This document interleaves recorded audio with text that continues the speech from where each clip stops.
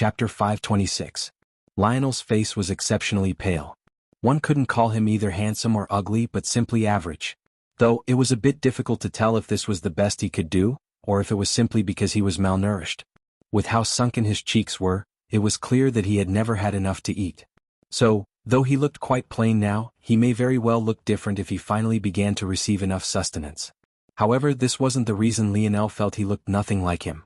The truth was that with Lionel's senses, it was quite easy for him to fill in Lionel's features and extrapolate how the latter would look. But even then they were nothing alike. Lionel's jaw wasn't as sharp as his own, his cheeks weren't as high, and his nose was far more prominent and pointed. In addition, Lionel was only just about 2 meters tall now, or 66. He had grown a few inches since his last day at Royal Blue Academy, but Lionel could tell that if Lionel stood straight, the latter would be over 7 feet tall, a full head taller than Lionel. Whether Lionel and Lionel looked the same was hardly relevant on any other day. But when the first words out of Lionel's mouth was that they were identical, it left Lionel at a loss. Just what was that supposed to mean? The truth of the matter was that other than the color of their eyes and the fact Lionel had the same messy, dirty blonde hair Lionel once had before he activated his metal synergy lineage factor, they were quite literally nothing alike. And as though to drive this point further, Lionel kept getting an uneasy feeling from the vacancy in Lionel's gaze. Lionel sounded so cheerful and his words even seemed to carry the hint of being pleasantly surprised, all while his gaze remained as deadpan as could be. This reality only made Lionel feel more uneasy. "Stay alert," Lionel said softly. His words were only heard by those to his back. Lionel continued to observe Lionel curiously, a faint excitement that never reached his eyes dancing across his expression. "Are we related? Are you my brother perhaps? A cousin who happens to look a lot like me? Are we? Sorry, I forget the word. I think it starts with a T? Tweens maybe? Twats. Forget it. My mother, do you know her?" Lionel's frown deepened. His social awareness is severely lacking. His expressions all seem to be slightly off. The only way he'd think we look the same is if he had never seen himself in a mirror before. But even then, why would that be the conclusion he jumped to? Even if he had never seen himself in a mirror before, where would he get the thought that I was who he looked like? Where would he have seen me before? The more Lionel thought, the more he came to understand that Dark Cloud Prison wasn't as simple as he originally thought. The only obvious conclusion he could make was that these men and women before him were actually prisoners. That much was obvious. After all, they all wore the same garb, so this wasn't a hard conclusion to come to. What was more damning was the fact that these prisoners acted as though they had never seen the light of day. Lionel shook his head. It seemed he was too naive. There was no way that the Empire prison would be as perfect as they tried to make it seem to be. "He's dangerous." Aina's voice drifted to Lionel's ears. Lionel nodded seriously, his fists clenching. In the distance, when Governor Duke Owen realized that it was Lionel who had appeared, his gaze flashed with a complicated light. He almost forgot about the horrible pain shaking his body. However, Lionel no longer had the mind to pay to his coach Owen. It wasn't because he didn't care about his life. In fact, there was no other person here who he cared more about with the exception of Aina. But he had to take action now. There was something odd about the atmosphere. It should have been a battle between Hargrove City and Dark Cloud Prison. But somehow this group, led by Lionel, had interfered and become the main enemy. Lionel also felt like if he moved forward any further, a strong spatial lock would collapse around him. At the moment, it had been weakened considerably due to what seemed like Escobar's domain of universal force. But, considering the state of his coach at the moment, how much longer could he really hold out? Lionel blinked, feeling somewhat disappointed. "Why won't you answer me?" In response, Lionel flipped over a palm, a pitch-black spear appearing in his hand. The little mink seemed to awaken atop his head, the little guy's gaze locked onto the group before them. "Maybe I didn't give you enough information?" Lionel wondered aloud to himself. "My name is Lionel Morales. As for my mother's name, I'm not sure. Do we share a family name?" Lionel froze. What the hell? Aina's brows furrowed in confusion as well. Was there really such a coincidence in the world? Believing that someone shared the same name as Lionel wasn't too surprising. Before the metamorphosis, Earth's population was counted in the tens of billions, approaching 100 billion. Back then, there were no shortage of people who shared not only the same first name, but even the same last name, and there were even more people who shared the same name pronunciation but differed in the spelling. However, what made this instance particularly shocking was the fact that Lionel's first words had been that he and Lionel looked identical. Could there be such a coincidence in this world? Confusion colored Lionel's features. He had just steeled himself to attack, but now he questioned himself. Was this a practical joke? But why did it not seem like one? What was going on here exactly? Chapter 527. Could it be a mind-reading ability? Aina communicated secretly with Lionel. Lionel gazed toward the fading blood angel to Lionel's back. After a moment he steeled himself. Nika. Yes, Captain. A young girl called out to Lionel's back. Reconstruct the scene. Send the images to me. Don't hold back. Yes. Nika worked quickly. She was one of the few sensory types among Lionel's troop, but her ability was unique. She was able to reconstruct the cause and effect of a location, essentially simulating the past events of a place for up to 1 month. She could also transmit these images and deductions to another person. At her ability's current stage of evolution, it had limited usage in battle. But when it came to reconnaissance, she was second to none. When Lionel felt Nika's dream force penetrate toward him, he didn't resist. Usually Nika wouldn't dare to do this with anyone else. Those with dream force affinity were incredibly rare, and it would be too easy for one to get lost in the events she displayed. However, Lionel was different. When Lionel opened his eyes once again, he had a grasp of the entire situation, even down to the abilities Lionel's group had displayed. Leave this, Lionel, to me. Lionel said plainly, his gaze suddenly becoming cold and indifferent. Stay within my domain and do not leave, or else I can't guarantee your safety. After seeing the past events, Lionel understood Lionel's ability. Such a person was too dangerous. He would defeat him first, then ask questions later. Clang, clang, clang, clang. A black domain filled with illusory chains surged into existence around Lionel, covering a radius of just over 20 meters in every direction. Lionel immediately realized that this was his limit. He couldn't extend his domain any further without sapping his stamina faster than he could get returns on. But this size was just enough. Brandishing his spear, Lionel pointed it toward Lionel, his aura stifling. Those around Lionel immediately realized that Lionel was giving off a different feeling compared to the others. On the Hargrove city walls, many were still frozen in place due to Vice's ability. Whether it was the raising and lowering of the platforms, the archers, or even Salnas himself, no one seemed capable of moving. But truthfully, though they feared Vice somewhat, they were more than willing to see the talents of Earth at each other's throats in this way. Anared's gaze narrowed as he locked onto Lionel in the distance. But the latter hadn't even spared the city a glance after the first look. It was as though he couldn't be bothered to care about it. Inwardly, Anared was a bit shocked. He knew how many scouts they had deployed. How had a 250-man squad managed to come this far without a single one sending word back? The truth was that Anared had already gotten reports from the north of the continent, and there was currently a major battle going on over there. However, he didn't care to go and oversee those matters personally because taking in these prisoners was far more important to Terrain's overall plan. As long as Noah was stalled, that would be far more than enough. Initially, when Anared didn't hear back from the south, he had thought that meant Earth only sent one squad. After all, according to their intelligence, Noah was the only acting commander of this troop of Earth's talents. What he didn't expect, though, was for Lionel to have carved a path out of the south for himself. Dealing with a savant won't be so easy, yet you've chosen to antagonize such a large group of them on your own. You've signed your own death certificate. Anared thought coldly. At this moment, even he could hardly move. Though he had his trump cards to do so just like Coach Owen had, he didn't care to activate them just yet. Right now he was content to lay back and watch. However, Anared's expression when he observed the dome around Lionel couldn't help but turn serious. He didn't know what it was, but for some reason it left him feeling uneasy. He couldn't help but wonder if this was Lionel's ability. When Lionel saw Lionel point a spear toward him, his voice trailed off, the excitement it once had fading. He couldn't seem to wrap his mind around why someone who had such a high chance of being his brother would treat him like this. Lionel, don't. Coach Owen mustered all the strength he had left to shout out this warning.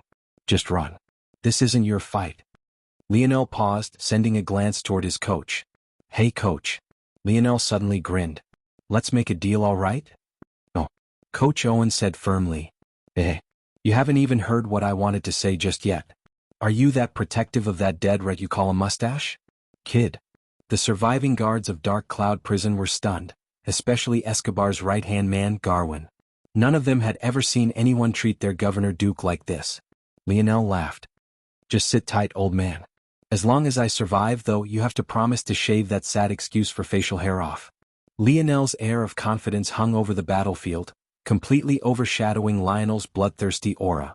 The stark difference between the two men was apparent at a single glance. Just looking at Lionel's back and feeling the security of his domain made the youths following feel a second wind hit their sails. They had just fought a bloody battle over the course of several hours, how could they not feel tired? But now they felt as though they could battle for several hours more. Beseech you. The sudden sound caught everyone off guard. In such an atmosphere it was the last sound one expected to hear. It was the kind of change that left everyone dazed. Coach Owen looked down only to find a bloody hole in his gut. Blood overflowed so densely that it almost looked like a waterfall of black, fusing into his dark military garb without a sense of how precious it was. With a splutter, blood leaked out from Coach Owen's lips, running over his chin and down his neck. He felt his life quickly draining from him. Lionel looked toward Coach Owen, a slight light illuminating his eye for the first time. But this light held no humanity. Rather, it held nothing but madness. You called him Lionel. Why did you call him Lionel? Why did you call him Lionel? Important note below January 6, 22. Chapter 528. Time seemed to slow to a crawl. Lionel had never expected for such a thing to happen. After being blown away by a mysterious mirror ability, his coach Owen had flown back more than 100 meters from Lionel. The distance that separated them couldn't be considered to be small. By any logic, it shouldn't have been possible to attack the Governor Duke without giving Lionel time to respond. But the facts were laid out before them all. Coach Owen's own spear shot through his belly, his blood painting its shaft crimson. With a cough, Escobar slumped backward, his breathing growing incredibly shallow. Aina's eyes widened. But in the next instant, her gaze snapped toward Lionel, flashes of worry lighting her irises. Unfortunately, it was already too late for her to say anything. Whatever light Lionel's aura held vanished, being washed by an oppressive might that made those in his presence feel as though a hand was descending from the skies. Tell me, why did you call him that? Clang, clang, clang. Lionel took a step forward, the ground beneath his feet groaning and whining. The image of a majestic bird appeared to his back. It had beautiful feathers of gold and white, eyes filled with endless wisdom and a wingspan that seemed capable of encompassing the world. Lionel's next step seemed to blur, touching the ground both so lightly and with such speed that it left nothing but an after-image in its wake. It wasn't until Lionel was already over 100 meters away from the place of its descent that the concrete suddenly folded beneath the pressure. Aina's expression changed, her head snapping back toward everyone else. Support him. Her voice held no less compulsion than Lionel's. It became quite clear quite quickly that the reason she didn't lead wasn't because she couldn't, but rather because she chose to defer to Lionel. But at this moment there wasn't time for that. Anared looked at this change with a curious light in his eye. In truth, the only two that had a chance at shaking his position were Lionel and Aina, since they had so graciously shown themselves. The sword that hovered to Anared's back suddenly vibrated, resonating with a sudden will to battle. As though a road of air manifested before him, Anared casually stepped off the top of Hargrove City's walls. His body seemed to resemble a sword streaking across the skies. He sliced the wind in two, intercepting Aina and the others before they could even think of supporting Lionel. At that moment, Anared felt monstrous killing intent lock onto him. Even his heart skipped a single beat before his sword force reaffirmed his resolve in the next moment. He couldn't help but frown. Nothing had shaken his heart so severely in decades. Just what was that? Leave him to me. The voice came from Anared's front, but it was clearly not aimed toward him. It took him just a moment to realize that it had actually been Aina's words for Lionel. Anared couldn't help but internally sneer. Did this girl think that he was Jilnia? He could defeat someone on that level without even unsheathing his sword. Yet, Aina would have likely lost her life had it not been for Lionel's intervention. However, Aina didn't pull out her great sword as Anared had expected. In fact, she tossed it to the ground as though it was worthless, reaching to the large curved package on her back. With a thought, a massive golden red axe appeared in her hand. Her aura completely changed, reaching a level of oppression that made Anared's indifferent expression frown. 4 Seasons Realm. If that was all, maybe Anared could accept it. But the axe in Aina's hand was also on the cusp of entering the 5th dimension. Let alone the fact Anared had hardly seen a quasi-bronze treasure in his life, even among those he had, this was the most powerful. A violent red aura surged around Aina, a slight hint of blood wrinkling the noses of those in its presence. Veins popped up across the delicate hand she used to clench her battle ax's handle. The axe trembled with excitement, a thirst for reaping life humming its shining edges. Aina was pissed. Anared actually chose this moment to step forward when all she wanted to do was support Lionel. Even as her fighting spirit reached its peak, her eyes gave the sign of several warnings. She swore that if anything happened to Lionel, Anared and the whole of Terrain would follow him to the grave. Lionel's own emotions reached a peak as well. To this point he hadn't hated anyone of Terrain. He felt as though they were simply doing what was best for their futures. This was the way of the world. Though he, of course, wanted to protect his world from invaders, he had never reached a point of doing it out of hatred. However, now things were different. Not only had their actions put the life of his coach on the line, but now they were even targeting Aina. If Terrain wanted his fury so badly, they could have it. Lionel appeared between his coach and Lionel, his aura towering. The shocked guards of Dark Cloud Prison suddenly felt as though an immovable pillar stood before them all. Even if the sky collapsed, it would be there to catch it. Lionel's expression became livid. Not only had this warden not answered his question, now someone else had come to block his way. No. Coach Owen mumbled weakly, trying one last time to force Lionel to run. Just die. Lionel roared. The bloody angel to Lionel's back contrasted the golden owl to Lionel's. It felt as though a clash of ages had suddenly erupted. Lionel's hair blew back, but his cold, calculating gaze remained indifferent. He observed Lionel's hysteria without a hint of emotion, his eyes seemingly even more vacant than the latter's. The likes of you couldn't possibly hope to take control of my mind, Lionel said coldly. Bind? Lionel pointed his spear forward. With a thought, chains surged, wrapping around Lionel's body in layer after layer. The dark prisoners to Lionel's back panicked. It was clear they didn't have much fighting experience, but how could they? This was the first time they had been in the outside world since they were toddlers. It was a miracle they even knew how to walk, let alone fight. This alone was a testament to just how fearsome savants were.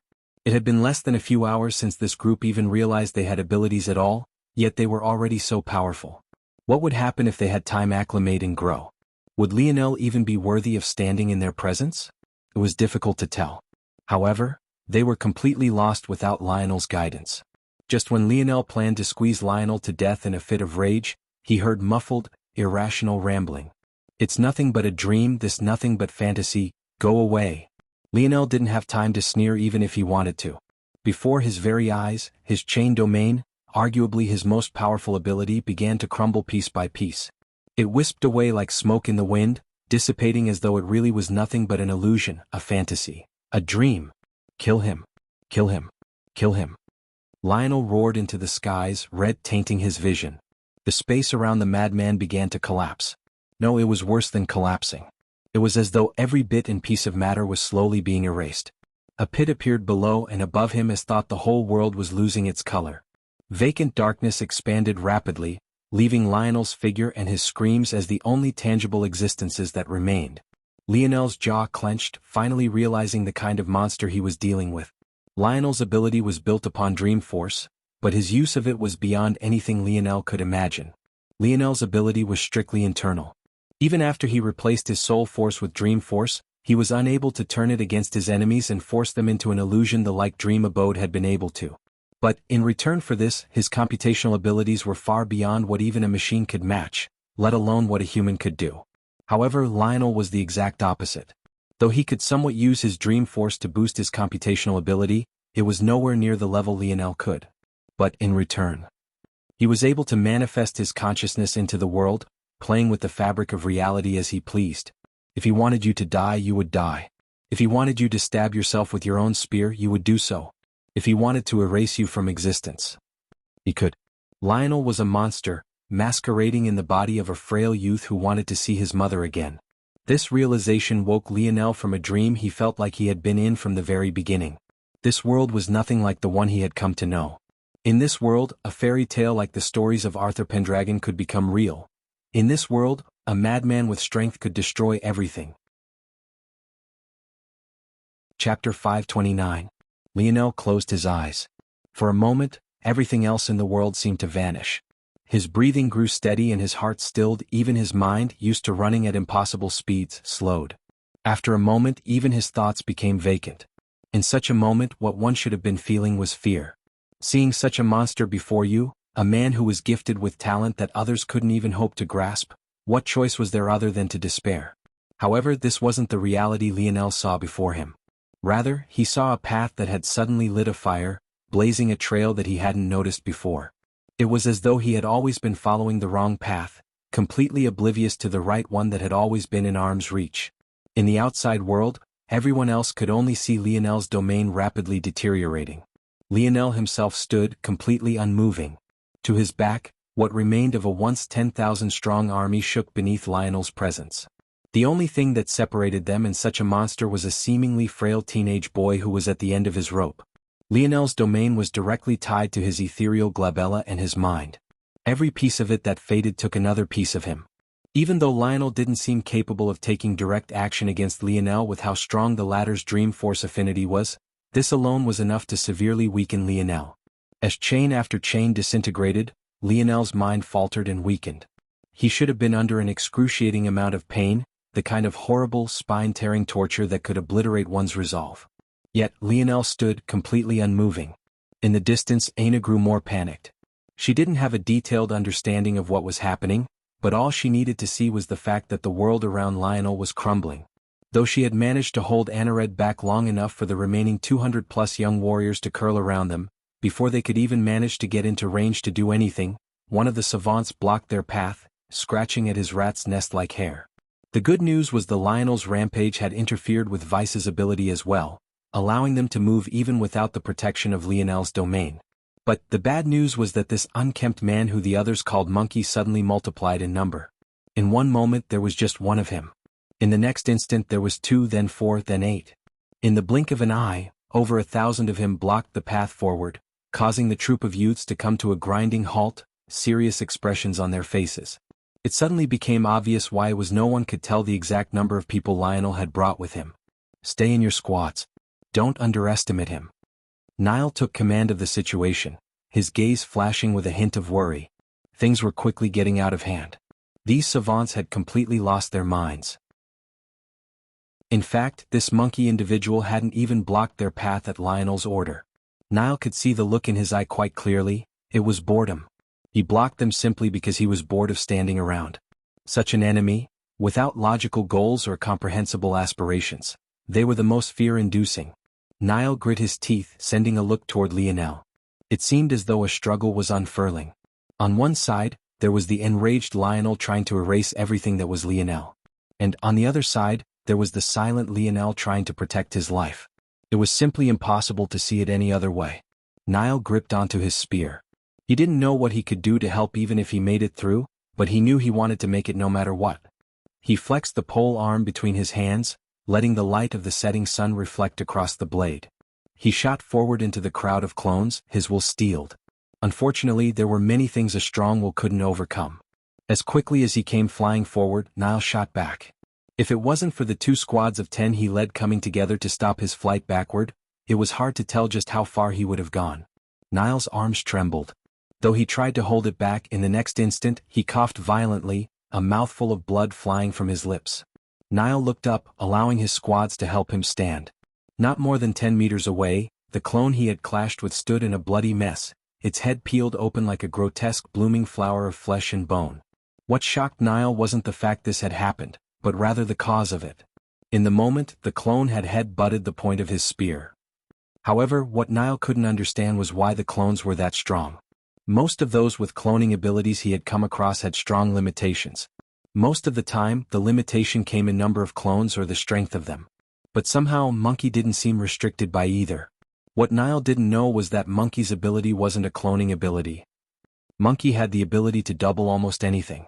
As for the limitations of his ability, it was hard to tell. But if Niall was aware of this, he would understand why it was he was sent flying back so easily. If Monkey could double himself 10 times and form over 1,000 clones, what would happen if he did the same with his strength? In fact, if it wasn't for the fact Monkey's flesh and blood was so frail, he would be able to exhibit far more of this strength before his body collapsed. In that case, let alone just getting flung back, Niall might have died in a single strike. If Monkey was smarter and doubled the toughness of his skin and bone, or even if he just had a weapon, his level of strength would be impossible to fathom. A grim expression took hold of Niall's visage. Even as Monkey's clone collapsed, dead, his heart didn't calm in the slightest. Looking at the over 1,000 that remained, let alone making it through to Lionel, he wondered if it would even be possible to survive. When Niall saw the somewhat curious gazes of the savants that remained, his heart plunged into despair. He couldn't understand why these people were gifted with so much strength. And all the while, their leader was losing his mind and roaring into the skies, but they didn't even seem to notice in the slightest. When Aina saw Niall get repelled so easily, her heart constricted.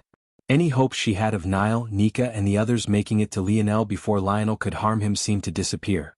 Out of habit, Aina began to bite at her lips again, her anxiousness growing. At the same time, she felt a belly full of rage every time her battle axe crossed paths with Anared's sword. Even though she was just a margin weaker, the ferocity of her attacks only seemed to grow. Her every strike carried the intention to kill, her heart nearly bursting out from her ribcage under the exertion. She didn't care about the stamina consumption. Every time she swung, she seemed to carry the weight of the world behind her. The clashes caused the surrounding air to explode, the temperature incrementally rising simply due to the heat coming off their blades. Still, even as she pressed so hard, she knew it was impossible to make it in time. By now, Lionel's erasure had almost reached Lionel. What remained of his chain domain seemed to be on its last legs, dispersing into minute particles before vanishing into nothingness. Aina's teeth drew blood from her lips, her anxiousness hidden beneath her mask. "Come on, set faster, set faster." Aina anxiously looked toward the sun. But its descent seemed to be ever so slow. By the time night came around, it would be too late. Anared continued to indifferently parry Aina's strikes. It wasn't that he didn't want to defeat her right here and now, but even he found it difficult to do so. There was no need for him to go all out. At this pace, she would simply tire herself out. By then, defeating her will be as easy as a single sweep of the sword. Aina sent another panicked look toward Lionel, narrowly avoiding another sword strike. "No!" Aina's infuriated shout resonated through the battlefield. For a moment, a fear that was deeply hidden within all their souls seemed to surface. Even the savants paused in their actions. With their inability to control themselves, the shock and horror was clearly painted on their faces. Even as savants, they held none of the air true experts should have. Anared's sword faltered, causing his fluid style to be interrupted. Without a choice, he could only retreat to avoid being bisected, a frown taking over his usually indifferent expression. Coach Owen closed his eyes, an aching pain far greater than the stab wound through his gut taking hold. At that moment, Lionel's domain of nothingness seemed to have reached Lionel. By all rights, it should have swallowed him whole. Even Lionel's madness gave way to a slight excitement, as though he wanted nothing more than for Lionel to disappear. However, Lionel's body remained completely unscathed. His body stood in the void of nothingness, completely indifferent, a serene expression on his face. And then his eyes finally opened. When they did, the skies overturned, the darkening clouds of dusk dispersing and the raging winds of the battlefield slowing to a crawl. Chapter 530. Lionel's aura was like a raging tiger released from its chains. It commanded absolute respect within its territory. Chain domain. Clang, clang, clang, clang, clang. The instant the words left Lionel's lips, the crumbling domain around him suddenly resurrected, coming back in full force. No, to say full force would be to assume that it came back just as strong. But the reality was very much different. In the past, the chains were illusory and their rattling rang hollow. But now, it looked as though real chains had manifested into the air, their bodies exuding a black fog that suffocated their surroundings. However, just when it felt as though just these changes were shocking enough, the domain began to change again. Royal Blue Province was a tropical location that experienced summer almost all year round. It never seemed to get too blistering hot and it never snowed. It could be said that the spring and summer should have been the seasons Lionel was the most familiar with. Still, even to this point, Lionel had failed to comprehend the four seasons realm on his own. The reason was simple: he found it difficult to wrap his mind around the concept of the seasons suddenly becoming a battle technique. Even if he knew it was possible, his mind couldn't cross an artificial barrier it put up for itself. Even after experiencing the same seasons every day for all his life, Lionel couldn't cross the final step. How was he supposed to translate such gentle climate into a battle technique? It simply didn't make any sense. For that matter, how could someone with fire elemental force ever hope to grasp the cold of winter? Or how could someone with ice elemental force ever hope to grasp summer? Lionel didn't know how long he would spend stuck at this barrier. However, what he never would have expected was for Lionel to break it for him. To say that Lionel helped Lionel grasp the Four Seasons realm was incorrect. Rather, Lionel taught Lionel the way he should look at this world. Lionel was often bound by logic. He felt that everything should have a natural progression and that the world should have cause and effect. In fact, even now he still believed this. Lionel felt that there was no issue with his beliefs. Rather, there was an issue in the method by which he implemented them. In order to understand cause and effect, one had to first grasp the rules of a system. Trying to understand what was going on in a sports game without first grasping the rules would only leave you lost. To this point, Lionel was still using the rules of modern Earth. In that world, such fanciful abilities couldn't be reality, science was the ruler, and something like a fairy tale character coming to life was nothing more than a joke. These thoughts not only fueled him but they restrained him, bogging down his mind and limiting his thoughts. Simply put, it was foolish. But now things were different. Lionel thought that the only seasons he was familiar with were spring and summer. As for winters and falls, though he had experienced them when traveling to other provinces, his understanding of them could be considered to be minimal. But was that really true? If Lionel was as logical as he claimed to be, had realized that seasons were decided by the tilt of Earth and its location around the sun. A season wasn't restricted by temperature, it was simply a cycle of time. Lionel was so bogged down by his own preconceptions that he didn't even manage to remember such a simple concept. The reality was that Lionel had experienced winter once a year, every year for his whole life. Just because it didn't get bone-chillingly cold didn't mean he hadn't. What did this mean? It meant that the seasons were about more than just surface-level conceptions. Temperature was irrelevant, climate was irrelevant, even the beautiful gradient of colors the seasons shifted between were irrelevant. In that case, what were the seasons? Everyone experienced them differently. In fact, even if one shared the same planet, if you were located in different hemispheres, the cycles wouldn't even be the same. So what was a season? What was the Four Seasons realm? Wasn't it just a journey around the sun? To the current Lionel, it wasn't even this. To him, the Four Seasons simply represented a cycle, an infinite loop dependent on countless factors. If he tweaked these factors as he pleased, he could make what he wanted out of the Four Seasons realm. On a large scale, the cycle encompassed an entire planet, its orbit, its tilt and its people. On a small scale, all it took was one's own domain. The moment Lionel grasped this, his aura completely changed. The amount of universal force around him skyrocketed, reaching levels that dwarfed even the savants. When Lionel unleashed the shackles on his mind, what he had done wasn't as simple as understanding the Four Seasons realm for a particular weapon or a particular force-strengthening deviation. Rather, he embodied the Four Seasons realm. Everything within his domain was under his control. If Uncle Montes had been here, he would have laughed uproariously. It would have been the kind of laughter that shook the skies and forced the earth to quake. This was the true Four Seasons realm. Only by grasping it could domains display their true strength. The Four Seasons realm. The domain realm. The realm of kings. Bind?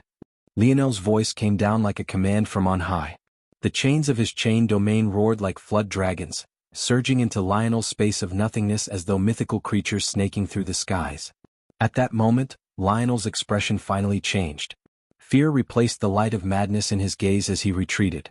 The earth folded to Lionel's will, the laws of reality bending and twisting. In one instant he was in front of the savants, and in the next he was standing behind them, his expression trembling. Kill him. Lionel's voice shivered, a trembling cadence clear within. The instant he felt like he no longer held the upper hand, his air of confidence crumbled. He held none of the resolve a man should have. Hearing Lionel's command, even Monkey was forced to turn back, giving the youth warriors some reprieve. Stay back. Lionel commanded. Leave them all to me. Go and support Aina. I don't want to see Anared strutting around here any longer. Lionel's pupils flickered with a violet-red light, his aura growing heavier with each passing moment. The youths hesitated. By now they were beaten and bloodied, many of them were even on their last legs. But it was precisely because of this that they couldn't fathom the idea of Lionel going against them all alone. However, when Lionel looked back toward them, the look in his eye made them shiver. It felt as though a higher being was gazing upon them. The bronze runes that flickered into and out of existence, all of Lionel's body radiated a palpable pressure. Even the space around him seemed to twist and bend. Nile and the others gulped. They felt like even if they wanted to, it would have been impossible to disobey Lionel's orders. Yes, Captain. Before the youths realized what they were doing, they had already saluted and turned back, charging toward the battle between Aina and Anared. Anared frowned. He didn't know what a domain was to begin with. So, he understood even less about the changes Lionel had undergone. Regardless, facing even one savant is suicide, let alone four. Anared retrieved his sword, retreating with light steps. Since you want to despair, I'll let you despair. Now that Vice had completely focused his abilities in Lionel's direction, those around Hargrove City had finally been released. It seemed that these fools had forgotten this was a war. However, just as he was sneering, Anared felt a cold shiver down his spine. He instinctively looked in a certain direction only to see Lionel's cold gaze locked onto him. A deep fear suddenly took root in his heart. Before, Lionel's complete indifference had left him feeling uncomfortable. But this sudden attention made him feel as though a reaper had grasped onto his throat. The look had a clear meaning. Even if you ran to the ends of the earth, you would still die. Aina's shout had engraved itself onto Lionel's heart. If Anared thought he could get away with it, he was sorely mistaken. Lionel turned his attention back to the savants before him. Monkey's thousands of clones, Candle's mysterious mirrors, Vice's spatial locks. Lionel's reality warping. Even just a single one of these savants would be enough to bring a world to its knees. Yet, with its talent, Earth had birthed four in just a single generation, and Lionel was crazy enough to face them all alone. The several hundred clones Monkey had remaining swarmed Lionel and suddenly doubled once again.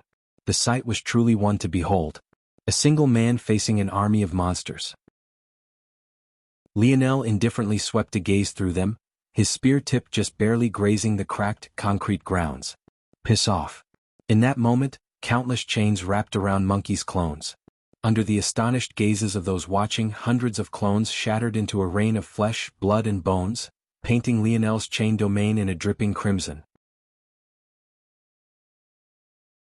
Chapter 531. Aina felt as though a massive weight had suddenly been taken off her shoulders. Seeing Lionel standing straight and tall, a rain of blood falling around him, a smile couldn't help but bloom beneath her mask. If others could have seen it, it would have been the kind of smile that warmed the heart regardless of her scars.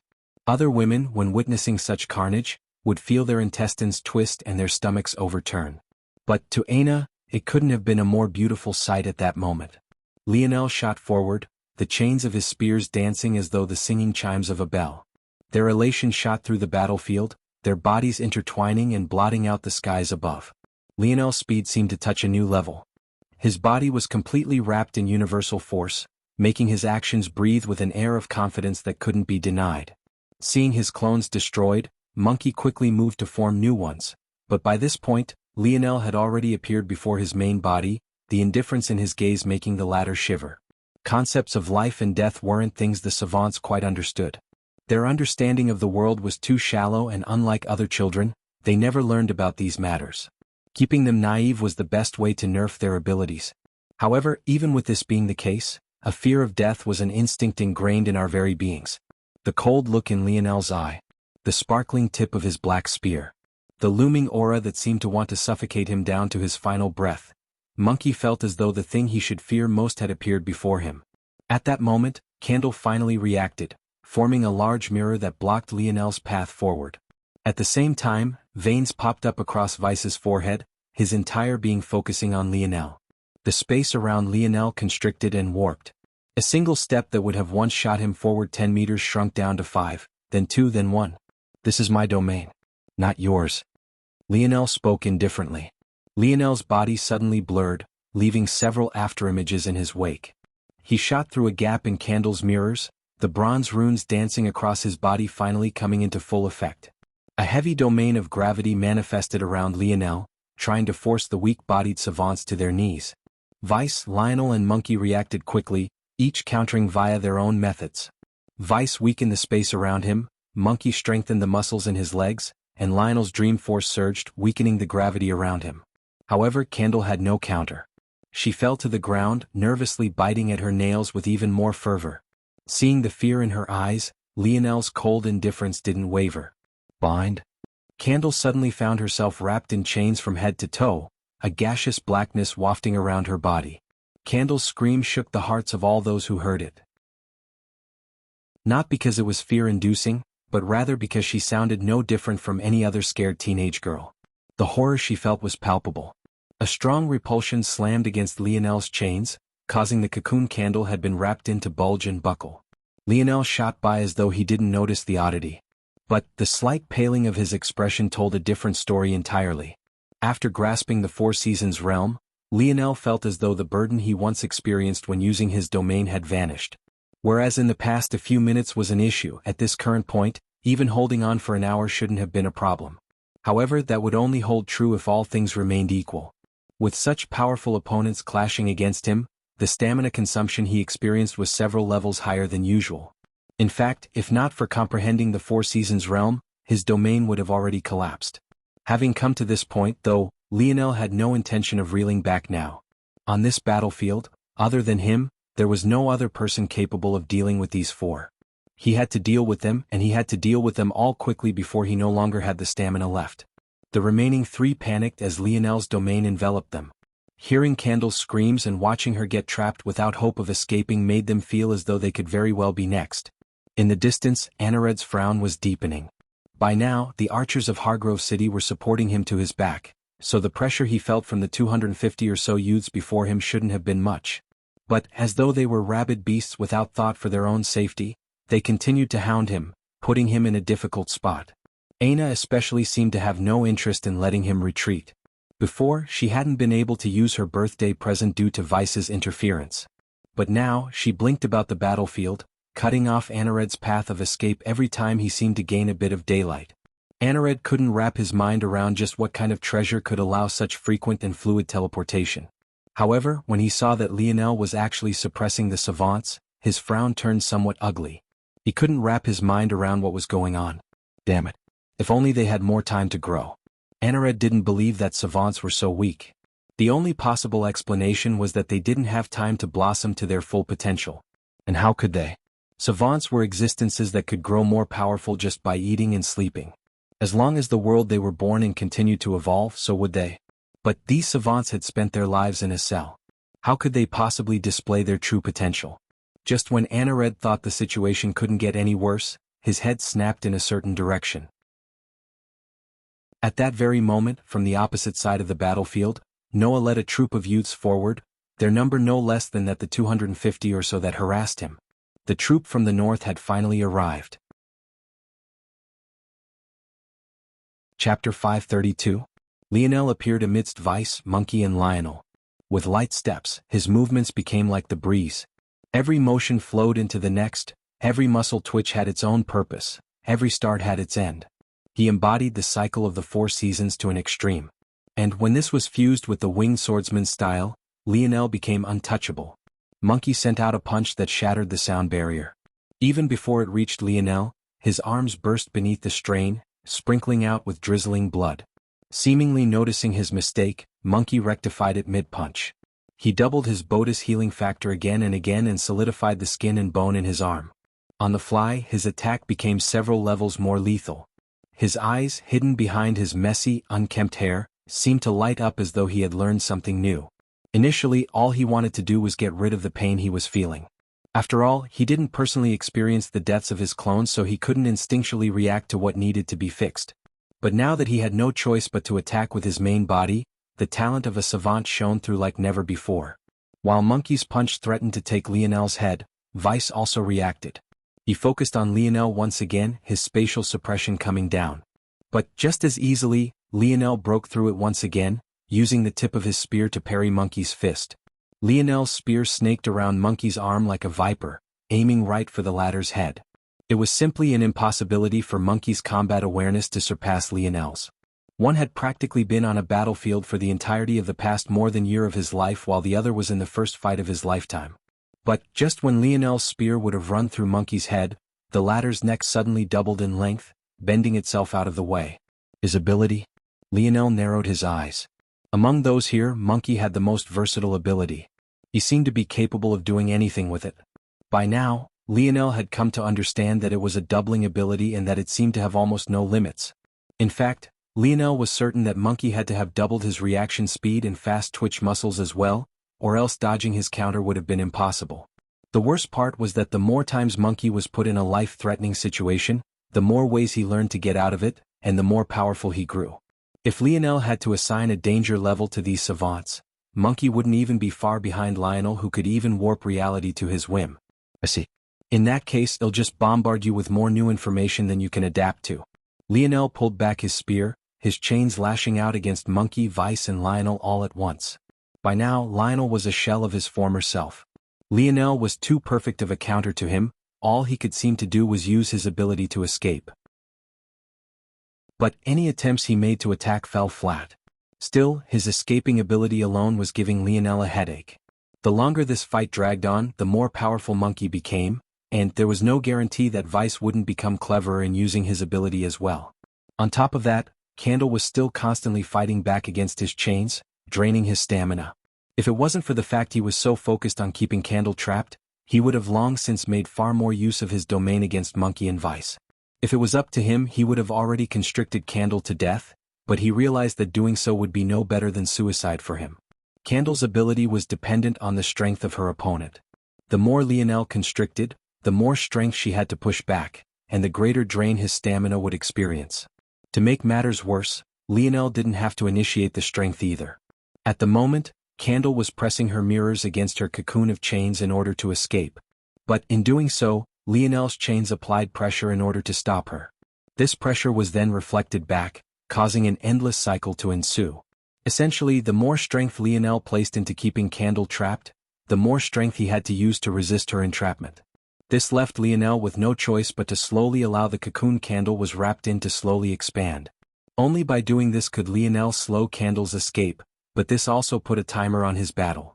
There was only so large he could allow Candle's cocoon to become before it exceeded the range of his domain. By then, how could he possibly keep her trapped? Candle seemed to realize this subconsciously, so she formed more and more mirrors, lining them against Lionel's chains and pushing with all her might. However, Lionel was much more intelligent than Candle was. The moment the cocoon around Candle reached 5 meters in diameter, Lionel manifested new chains around Candle, allowing the outer structure to collapse. Candle's mirrors shot in every direction, no longer having anything to press against. But, without her sight, Candle had no ability to gauge just where her mirrors were going as she suddenly found herself trapped once again. Lionel indifferently gazed down toward Monkey, who was brandishing yet another fist at him. He seemed to be completely detached from the events happening around him, as though he was a master puppeteer observing things from on high. Just when Monkey's fist was about to connect, Lionel's body flickered, a halo of golden light enveloping him as his speed reached impossible levels. Monkey's fist lost its target, suddenly finding itself flying toward a mirror. At that same moment, the chains Lionel had sent lashing out at Monkey and Vice aimed for their mirrors as well. The timing was impeccable and the result was devastating. Monkey's fist crashed into the mirror at the same instant Lionel's numerous chains did. Candle's ability was very simple. It had the ability to reflect and multiply the strikes it received. Not only would one have to face the strength of their own attack, but it would also be multiplied in strength by several times. That was already horrible enough, something Coach Owen could attest to. But, what if on top of your own attack, you had to deal with the amplification of several others at the same time? Bang! An entire half of Monkey's body exploded. As though a bomb had gone off within his body, his chest, arm, leg and even half his head erupted into a rain of blood and gore. Chapter 533. A harsh silence overtook the battlefield. Even though Lionel had managed to hold his ground until now, for anyone with battle experience, it was clear that whatever advantage he had had was slowly fading. As the savants became more and more accustomed to battle, their strengths continued to evolve and the upper hand Lionel had had was slowing to a crawl.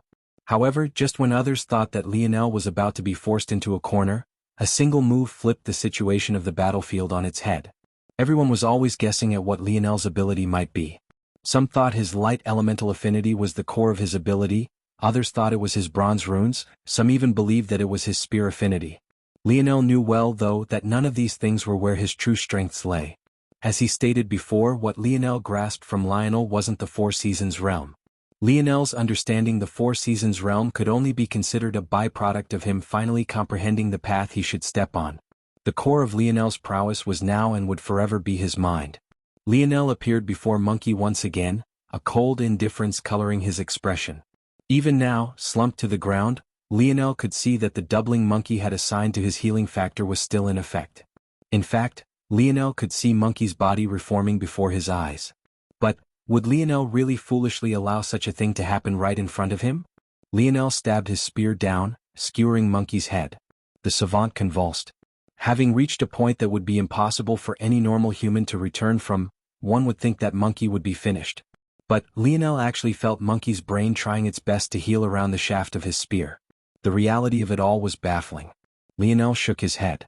With a flip of his palm, a snow globe appeared and enveloped Monkey's body. Since there was no easy way to kill Monkey for now, Lionel had no issue relying on suspended animation.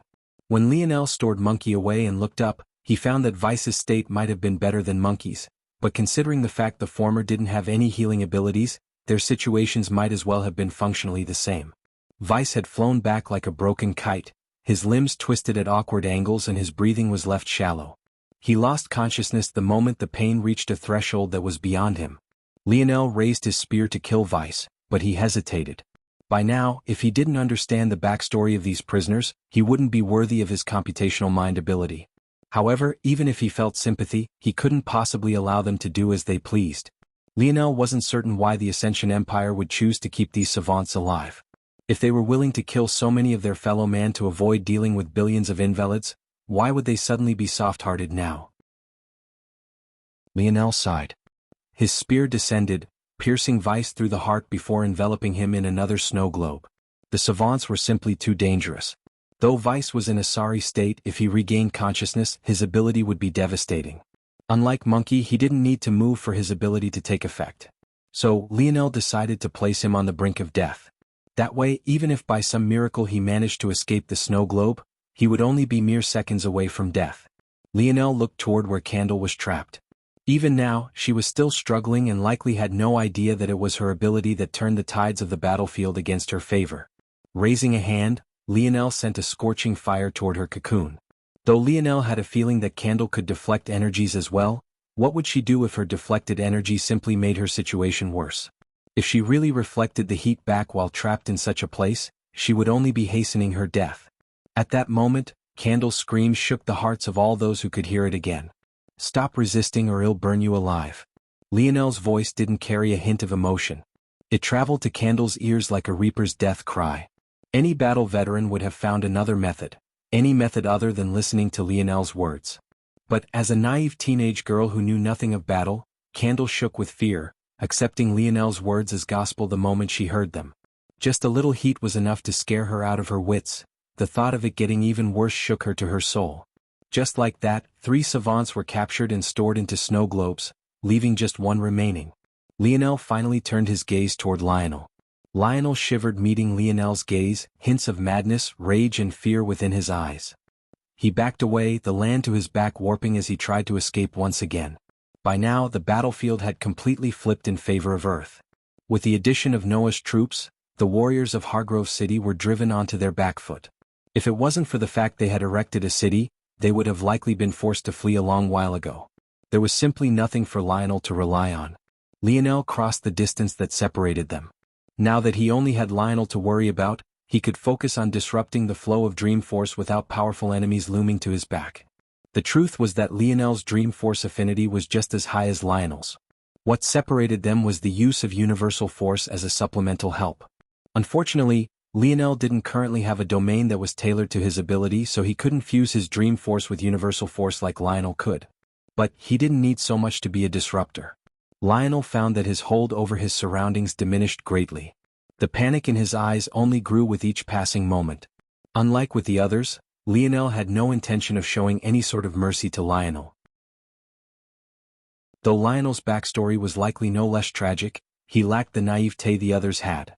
He couldn't be allowed to live. Lionel appeared before Lionel. Before the latter could even react, he found a spear shooting through his head. Lionel's voice was lost in a gurgle of blood. "Just wanted to see my mother." The bloody angel to Lionel's back shed a tear as its existence crumbled. Lionel didn't show any mercy in those final moments. His fire elemental force exploding along his spear, incinerating Lionel to ash. Chapter 534. Lionel stood with a clenched jaw. He had no idea if Lionel was truly related to him or not, but his last words resonated with his soul. At that moment, Lionel couldn't help but hesitate. The deed had already been done, but had he truly made the right choice? Had this been the right way to do things? Had he been true to himself and done what he wanted, or had he just used the same logic the Empire had only to add his own unique twist? Coach. Lionel didn't sigh a breath of relief when things were over. Instead, he shot backward to Coach Owen. With Vice's ability having been blocked by Lionel for a long while now, medics had long since gotten to the Governor Duke. But whether they'd be able to do anything was a different matter entirely. By now, those guards who weren't of help had been led by Garwin to assault Hargrove City. Among those that remained, they were all the top-of-the-line healers Dark Cloud Prison had to offer. "Get away from me, I need to speak to Lionel." Coach Owen pushed the medics away, his tactics just as gruff as usual. But with how pale his face had become, it was clear he was on his last legs. Even his mustache seemed to have lost most of its earlier volume. Lionel made his way over, a deep frown on his features. "Shut up, old man, stop talking." Lionel's frown deepened.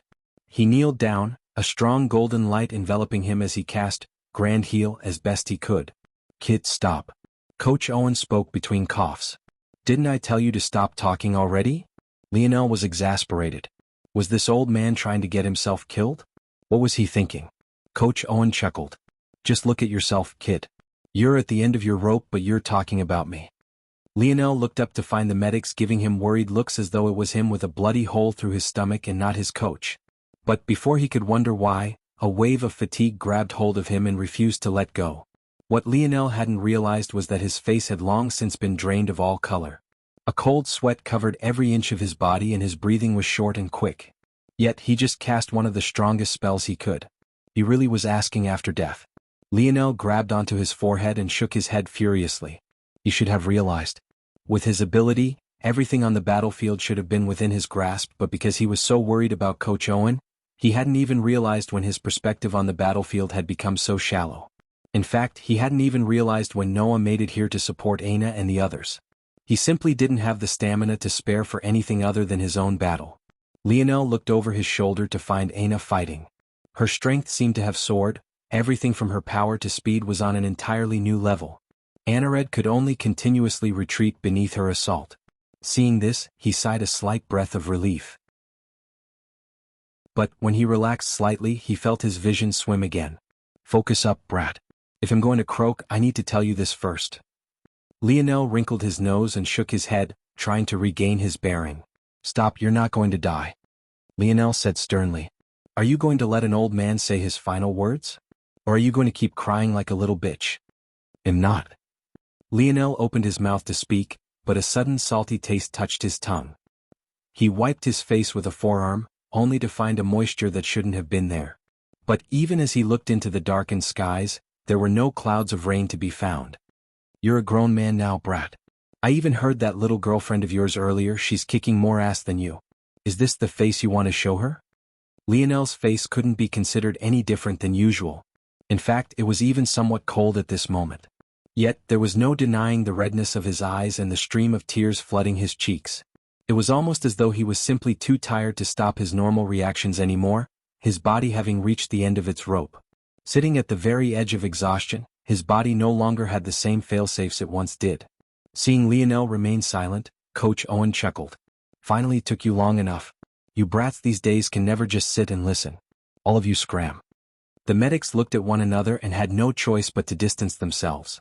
Coach Owen laid on a concrete, looking up at the sky and the two moons that hung above. "I hate to drop this in your lap, but I think a dying man has the right to be a bit willful. I've held this in for a long time and honestly it's eaten me up inside." Coach Owen's voice was as low as a whisper. Lionel could feel his life draining away. "Hurry up, old man. Say what you need to say already so I can stuff you into a snow globe." When Lionel cleared his mind, he realized he had options. Though he wasn't guaranteed to find a method to save his coach, he hadn't lost all hope. He just needed to improve Grand Heal. Thinking to this point, he inwardly berated himself for getting emotional. It really must be that his body was at the end of its rope. Lionel was already inwardly celebrating and his mood took a turn for the better. He even thought of making fun of the old man's mustache again. But what he heard next left him frozen in time. "Lionel isn't related to you, though he probably believes that he is. That said, you're more related than not. You both have the same eye color, same skin tone, same hair color, and were both born in the same month." And, when you were 3 years old, you both took your gene assessments at the same time in the same province. That day you were both found to be a risk to society and slotted to become dark prisoners.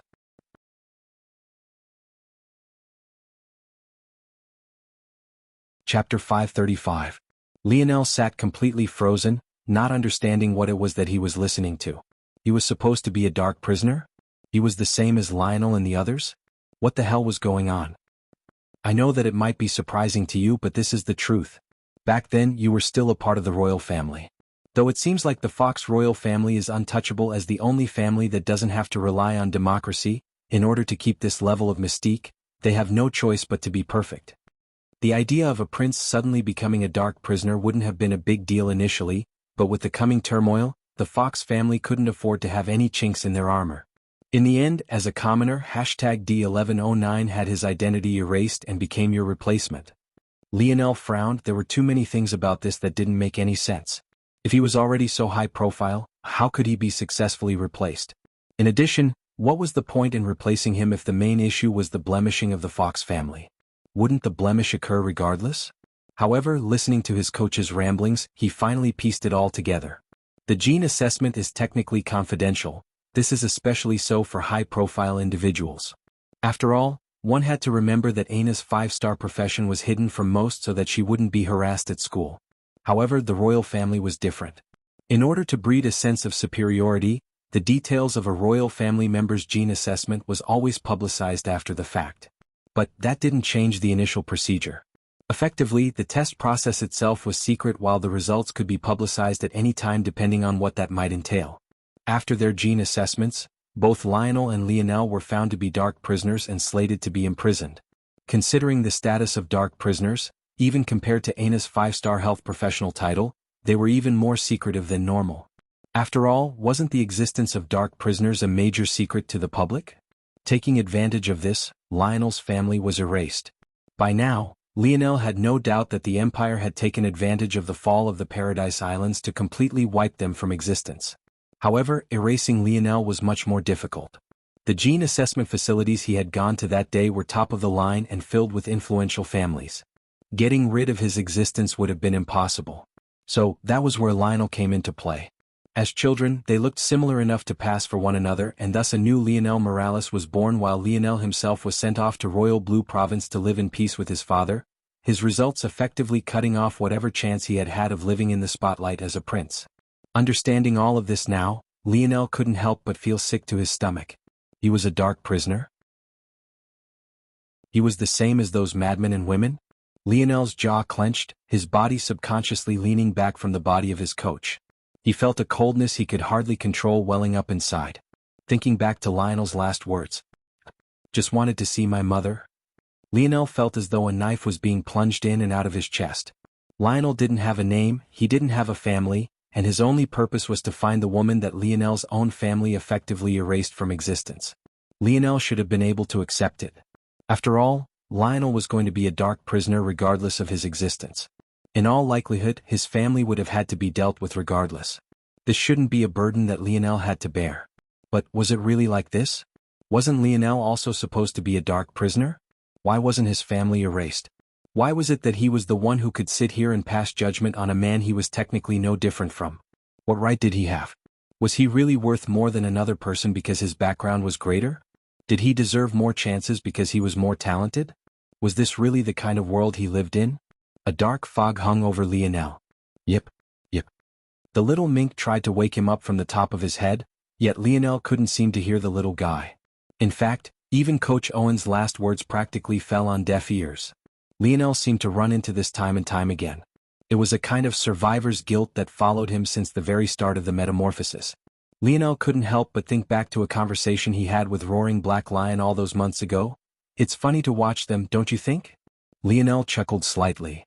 What do you mean by that? They're separated into two groups. One group is too cowardly to go and wouldn't dare risk themselves. The other is also too cowardly even though they're pushing for us to go. They have no intention of putting themselves in the line of danger at all. They're only so adamant because they think we'll take on the brunt of the troubles for them. Which one do you think is worse? Roaring Black Lion did find this clown show to be quite funny. All of those powerful enough to actually make a difference weren't even speaking.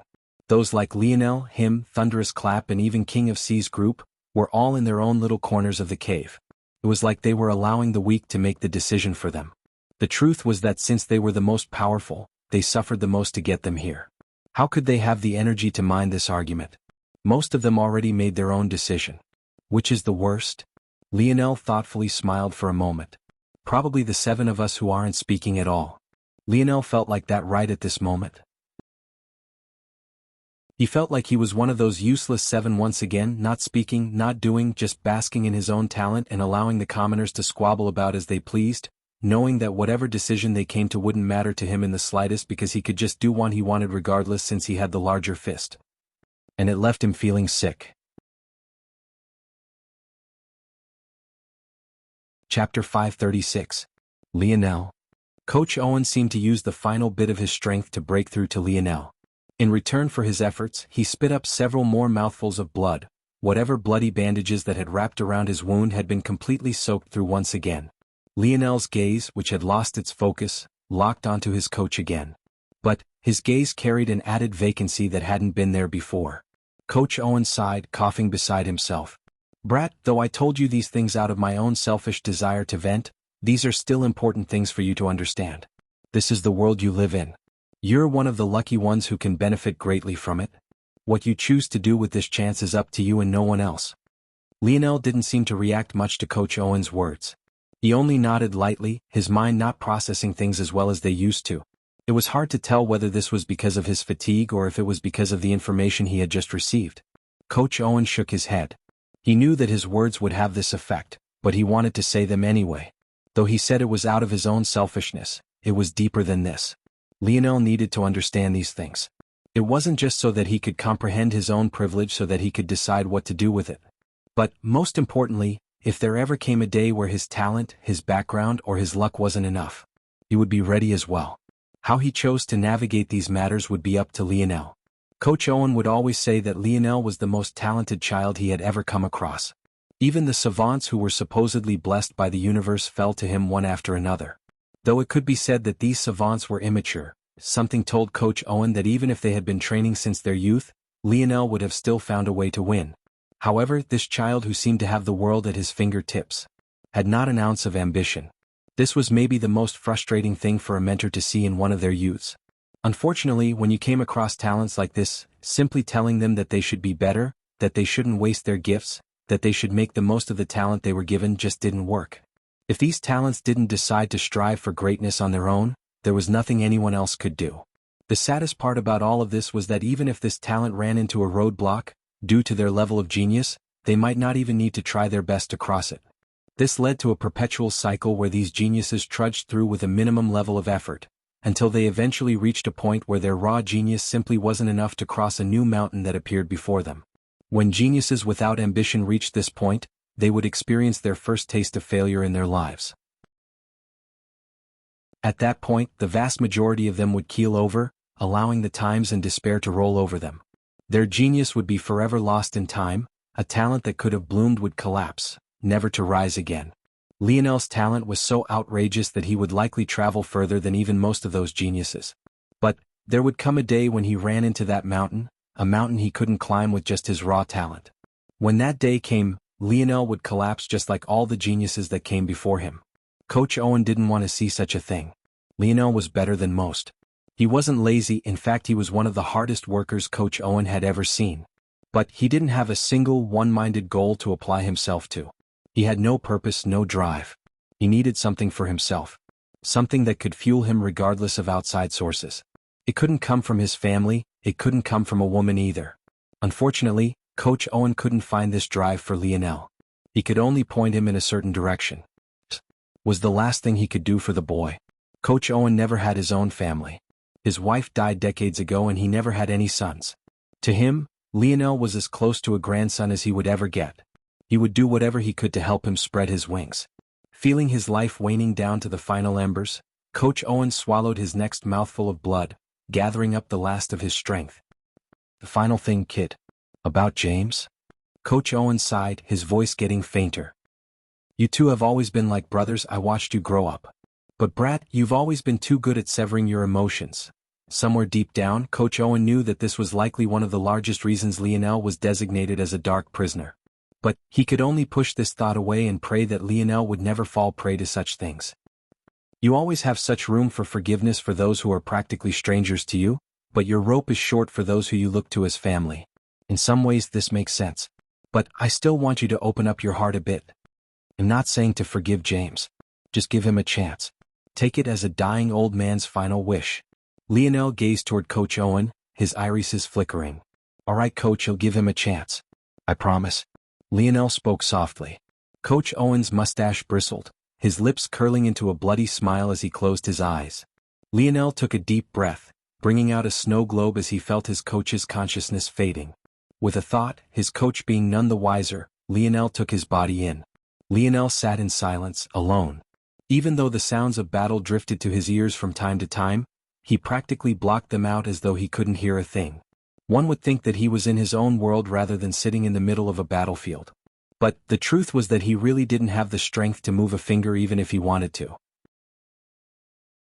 All that was left were his thoughts to distract him from his aching muscles. Chapter 537. Lionel looked off into blank space. His coach's final words about James didn't really register until just now. Could he forgive James? Well, he really didn't know. He didn't even know why it was James had done the things he had, so it was even harder to forgive something like this. As a brother, James should have spoken to him directly. The same words Lionel had said to Aina back then he could have said to James. The moment someone he was close to stopped trusting him, even going to the point of not even trying to explain things to him first, he had no qualms about them letting them live life without him. If James couldn't trust him enough to speak, was such a person really his brother? Young heir Kiefer, this is a losing battle. We can't continue to stay here. We've accomplished our goal already. City Lord Hargrove sent a message to Anared. Controlling the savants was never a possibility. The moment they got hold of the A and Dark prisoners, their task was complete. There was no need to continue fighting here. The only reason Anared had stepped out was to ensure the death of Lionel and potentially grab hold of a piece of Earth's world spirit. But, since that was no longer possible with the level of support and reinforcements Earth was getting, it was in their best interest to just cut their losses and leave. In truth, this operation was a resounding success. Lionel's appearance was never part of the plan, so it could be said that they had already accomplished everything they set out to do. Anared, who was still below the city walls, evading the pursuit of several of the youths, didn't react to these words immediately. He sent a glance in the distance toward Lionel's sitting figure. He seemed to be quite listless and out of place. But if Anared wanted to make it there, he would have to cross through thousands. And of those thousands, there were 500 who had talent beyond anything one could find on terrain. There's no need to display my full strength now. Retreat is fine too. Anared knew that Hargrove was correct. Their goal was never the savants nor Lionel. From the beginning, their goal had been the escaped prisoners and now they had thousands of them. There was no need to consider anything else for now. Anared's speed suddenly accelerated, dodging out of the way of another one of Aina's axe strikes. Timing his escape the moment Aina used another minor teleportation, he bolted backward, his display far beyond anything he had shown to this point. As for why Anared would be holding back, maybe only he knew the answer to this. No, maybe his fiancée was also aware. In the blink of an eye, Anared had made it to the base of the city. With a single leap, he made it to the top of its walls, a rain of arrows covering his ascent. Start. Anared said indifferently. Lionel's head snapped toward Hargrove City, his gaze narrowing. A strong fluctuation of force suddenly wrapped around it. It didn't take long for Lionel to understand that they wanted to relocate Hargrove City once again. That's possible? Lionel's gaze flickered. He knew more about force arts than probably anyone on Earth currently. A force art drawn with normal materials wouldn't be able to withstand the teleportation of such a large piece of land twice. He couldn't even imagine the amount of wealth that went into building the foundation of these cities to make such a thing possible. Didn't I say you wouldn't? Lionel moved to stand, having every intention of finding a way to stop the city from leaving this place. He had already said that he wouldn't be allowing Anared to leave, and he had no doubt in his mind that he would be able to follow through on that promise in that moment. But the instant he stood, Lionel's vision suddenly swam. Before he realized what was happening to him, his body fell forward completely outside of his control. The light in his eyes dimmed, his consciousness fading. In the distance, Aina, who had turned her attention back to Lionel, worried about how he might be taking his coach's situation, suddenly cried out in shock. Abandoning thoughts of going after Anna Red, she shot forward like a streaking shadow. In the darkness of night, Aina's strength was on a whole other level. This wasn't because of her ability, but rather because of the Abyss Panther blood that she had ingested. Only this sort of environment allowed her to display the true strength of her bloodline. Truthfully, this shouldn't be the case. Unfortunately, Aina's internal sight was weak, so despite her high dark elemental affinity granted by her blood, she had trouble making use of it. Only at night could she overcome these struggles. Of course, there was also the problem of not having any techniques. She had yet to learn any dark elemental techniques, and the innate techniques of the Abyss Panther could only be used once she entered the fifth dimension. So, at this point she could only accept her shortcomings. Luckily, this speed was enough to make it to Lionel swiftly. Unluckily though, she wouldn't make it before he crashed into the ground. Thankfully, the little mink was by Lionel's side. With a wave of its little claws, a cloud of darkness stopped Lionel's fall and gently cradled him. By the time Aina made it to Lionel's side, he had entered such a deep sleep that he was even snoring. Aina shook her head, sending a complicated glance toward the disappearing Hargrove city. She was certain that wherever that city appeared next, there would be a whole host of problems to deal with. And she was even more certain that Lionel would be pissed with himself when he awoke to find that he had failed to stop their retreat. Aina sighed and smiled a smile that was one part bitter and another part prideful. If not for Lionel, how would so many of them have survived? But because he worked himself so hard, he was now in such a state. Let's bring him back, little black star. Yip, yip. The little mink dove into Aina's chest. The pair walked toward the rest, Lionel hovering behind them on a cloud of darkness, his mind drifting to places unknown. Chapter 538. Lionel's eyes snapped open. His first instinct was to jump up, but the creaking of his bones and his splitting headache made him think twice. Oh? The sound of a breathing rhythm Lionel was certain caught his attention. He turned to the side only to find Aina curled up like a kitten, her mask still on. Lionel couldn't blame her though, it was probably far more comfortable for her to sleep with it on rather than off. Lionel's bed was quite large, enough for even 4 people to sleep on without bothering each other. So, though Aina was curled up to his side, she was still about half a meter from him. Lionel couldn't help but smile. The little mink and Aina cuddled up together was definitely an adorable sight to behold. Lionel's stirring seemed to alert Aina. Her eyes opened only to see Lionel's smirk. A deep blush colored Aina's face. She couldn't help but be thankful that she had this mask now. "Are you all right?" she asked. "Good as N." Lionel hardly finished his sentence before he grunted. His whole body felt like it was cramping. He never thought such a thing could be so painful. Aina frowned. "You pushed yourself too far." Lionel smiled bitterly. He didn't think he had in the moment. He was just doing whatever was necessary to win. But he hadn't thought that the impact on his body would be so severe. Ultimately, using the Four Seasons realm to display combat prowess beyond his means was like pushing his body past its breaking point. The more he did so, the greater the backlash would be. Though the Four Seasons realm allowed a person to challenge those in dimensions beyond them, there, of course, had to be a price to pay. Luckily, Lionel's body and mind were already within the 4th dimension, or else the backlash would have been even worse. Touching upon the true Four Seasons realm was beyond anything Lionel could have expected it to be. It was only right that there was a small price to pay. However, Lionel wasn't very worried about it. He believed that very soon he wouldn't have to deal with such backlash at all, not because his body would be invulnerable, but rather because he'd become much better at healing himself. Lionel suddenly grabbed his chest, sucking in a sharp breath. A cold sweat matted his forehead. "Ah?" Aina shot up, waking the little mink. "Lionel? Lionel?" Aina crawled over to Lionel's side, her hands pressing against his chest as she tried to see what was wrong. With her knowledge of the human body, it really wouldn't be much of a problem to do so. After all, she was a 5-star professional. In fact, if it wasn't for the fact her internal sight was lacking, she wouldn't need to touch Lionel at all. But what happened next left Aina completely stunned. Lionel, who had supposedly just been in pain, suddenly shot an arm around her waist, sending her crashing toward him. Lionel winced before laughing evilly, his master plan having worked to perfection. Seemingly realizing she had been tricked, Aina pouted and tried to push herself up. Lionel didn't need to fake it this time.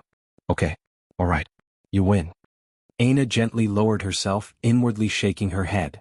She had given Lionel space so that she wouldn't harm him, only for him to pull such a stunt. Yip, yip. Feeling left out again, the little mink dashed away, likely going to find little Tolly to bother again. You see the things I have to do to get you to say my name? Lionel joked. Anna didn't know how to respond. After a moment of silence though, she said something that left Lionel speechless. Everyone calls you Lionel or Leo. I don't want to be like everyone else. Anna felt very lucky she didn't have to meet Lionel's gaze at this moment. She buried her head into his chest as though trying to find a hole to hide in. Lionel suddenly began to laugh. Anna could feel the rumbling of his chest against her ear, causing her face to redden like a ripe tomato. Anna tried to run away again, but Lionel's pained act caused her to have no choice but to stay in place again. Lionel's laughter waned, leaving a smile on his face. His hand ran through Anna's hair, the smell of apple tickling his nose. You'll never be like everyone else to me. Lionel grinned. For a moment he felt the pain in his body wasn't so bad after all. The two laid in silence. In fact, Lionel almost lost himself in another round of dreams. If it wasn't for the fact that his mind felt refreshed and he was quite enjoying the feeling of Anna's waist in his arm, he might have drifted off again. Anna's stiffness gradually disappeared after hearing Lionel's words, her hand laying on his chest along with her head. She couldn't help but feel a silent, swelling sweetness. Do you think that Earth will be all right? After asking the question, even Anna felt a hint of surprise. She hardly had any attachments to Earth. To her, whether it survived or not hardly mattered. All she cared about was her revenge. But she found that after she accepted more of her feelings for Lionel, she began to care more. She didn't know how Lionel felt about the Fox family. But since they were related to him, as long as Lionel wanted it, she would try her best to help. Lionel remained silent for a long while before he spoke. As long as I'm here, no one will touch Earth. Lionel didn't know what this ambition his coach wanted him to grasp was, nor did he care for the Fox much if at all. In fact, it could be said that he leaned more toward hating the Fox family than anything else. Their actions continuously left him disgusted to his core. All Lionel knew was that this was how he felt now. Call it a sense of duty, a foolish pandering, or a gripping guilt. But regardless, this was his resolve. This world was a cruel place. Since he had strength, he would make it just a small bit less so if he could. Okay. Anna smiled lightly. They'll be there too then. As the couple lay in their own world, a silent rumbling of space shook a small corner of Earth. One after another, troops of soldiers surged out, finding themselves in the middle of a vast ocean. It seemed the powers of terrain had arrived. But not so unfortunately, their teleportation hadn't been as accurate as their city counterparts. That said, while their location was highly inconvenient, not a single soul of Earth seemed to be aware of their arrival. Chapter 539. Lionel woke from another long sleep, his body still aching. In truth, he wanted to go back to bed again, but he didn't have the luxury. This time he didn't find Anna by his side. But, with a single sweep of his internal sight, he was able to spot her in the gardens of the abode setting, diligently swinging her sword. Beads of sweat fell from her brow, following the slope of her cheeks and nose. For whatever reason, she had chosen to take off her mask at this moment. But, knowing her, Lionel didn't need to think very hard to come up with a few reasons. Whether it be to help her training or to be a constant reminder, either one was a safe bet. Lionel sighed but didn't say anything or interrupt her. Wincing, he pushed himself up, finally turning his attention to the world outside. Since he had lost consciousness, he had no idea where he was. Honestly, he had just trusted Anna to put the segmented cube in a safe place and hadn't checked until now. So we're still here. Lionel nodded to himself. Staying near Dark Cloud Prison made sense. In the final moments, in order to stop the escape of more prisoners, Escobar had ordered the sealing of the prison. So, currently, where there had once been a hexagonal prison, there was nothing but the flat ground that had swallowed it. However, this wasn't a long-term solution. The prison needed to be repaired and the prisoners that remained needed to be properly quartered and dealt with. Beyond this, there was also the matter of the already escaped prisoners. Though they all wore wristwatches, without technology, it was difficult to make use of this. On top of this, Lionel had a feeling that the main goal of Terrain had been the prisoners. As for what they wanted them for, it was hard to tell if it was as simple as wanting fifth-generation existences of Earth or if there was a deeper matter. There was the possibility that they simply wanted to make use of Earth's talents. Terrain lacked the most in this aspect, though they had a great amount of strength that was bred over decades of training. On the opposing side, though, Earth was able to produce combatants that could face them simply off the strength of their talent and abilities. To make matters worse for Terrain, this only mentioned the youths. There were still a number of old monsters like Old Hutch who not only had talent, but had been training for years as well. Of course, Old Hutch was a member of the Slayer Legion, not the Empire.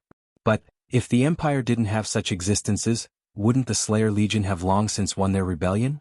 Lionel had the feeling that the Empire wasn't so simple either. That said, none of this stopped him from feeling that he should be wary.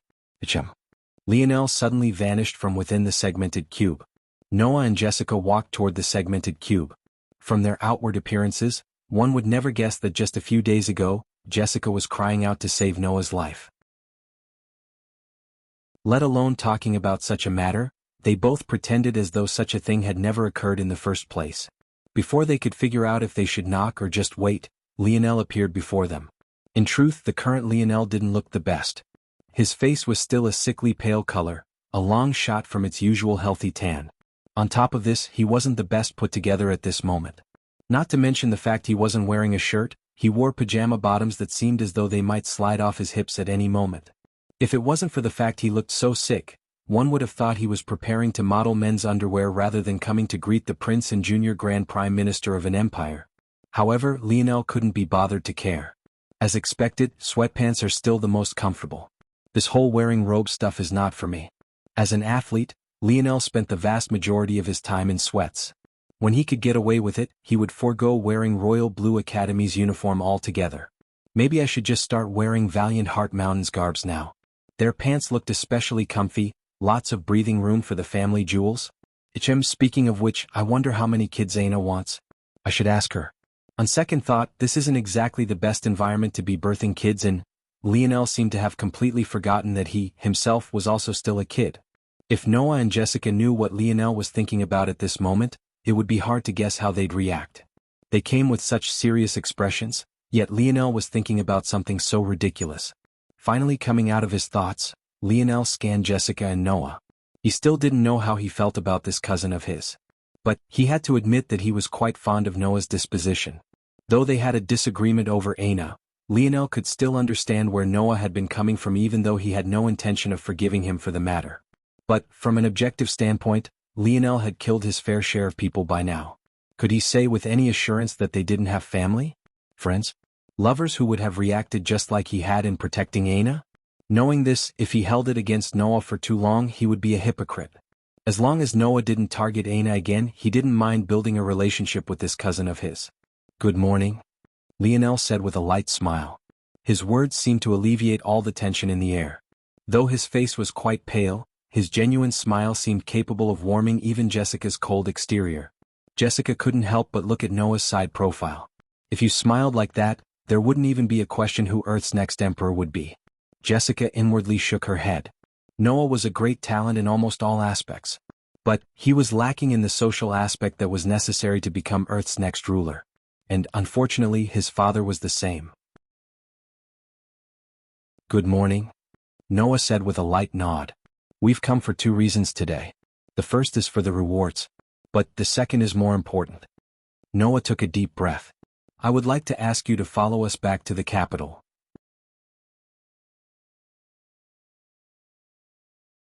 Chapter 540? Lionel paused when he heard these words. Going to the capital? Just hearing these words seemed to unlock some hidden PTSD he had. Every organization he had joined to this point had found a way to backstab him. Though the matters with Camelot managed to work themselves out and he even got a few good friends out of it, that didn't change the fact that there was a point where practically everyone in that world wanted his head on a pike despite the truth that, from the very beginning, his only intention was to save all of them. He couldn't help but feel that if he went to the capital now, he'd find himself in another less than favorable situation. And the reality was that this was the very last thing he wanted to deal with at this moment. Lionel couldn't even think about it in terms of seeing his family. He didn't even really see the Fox family in such a light to begin with. As a result, he treated this no differently from an invite to any other organization. Reward? What reward? Lionel evaded the topic. Those who accumulate a certain number of merits in a single battle are privy to an Imperial Pendant. Your performance happens to warrant a Ruby Imperial Pendant, which allows you to ask one request of Imperial Grandfather.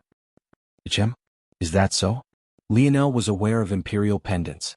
They were ranked as black, platinum, ruby and finally amethyst. Even the lowest was a great honor that one had to scratch and claw for. But, considering Lionel's role in subduing threats that could, without exaggeration, destroy Earth as they knew it wasn't too surprising for him to earn a ruby imperial pendant.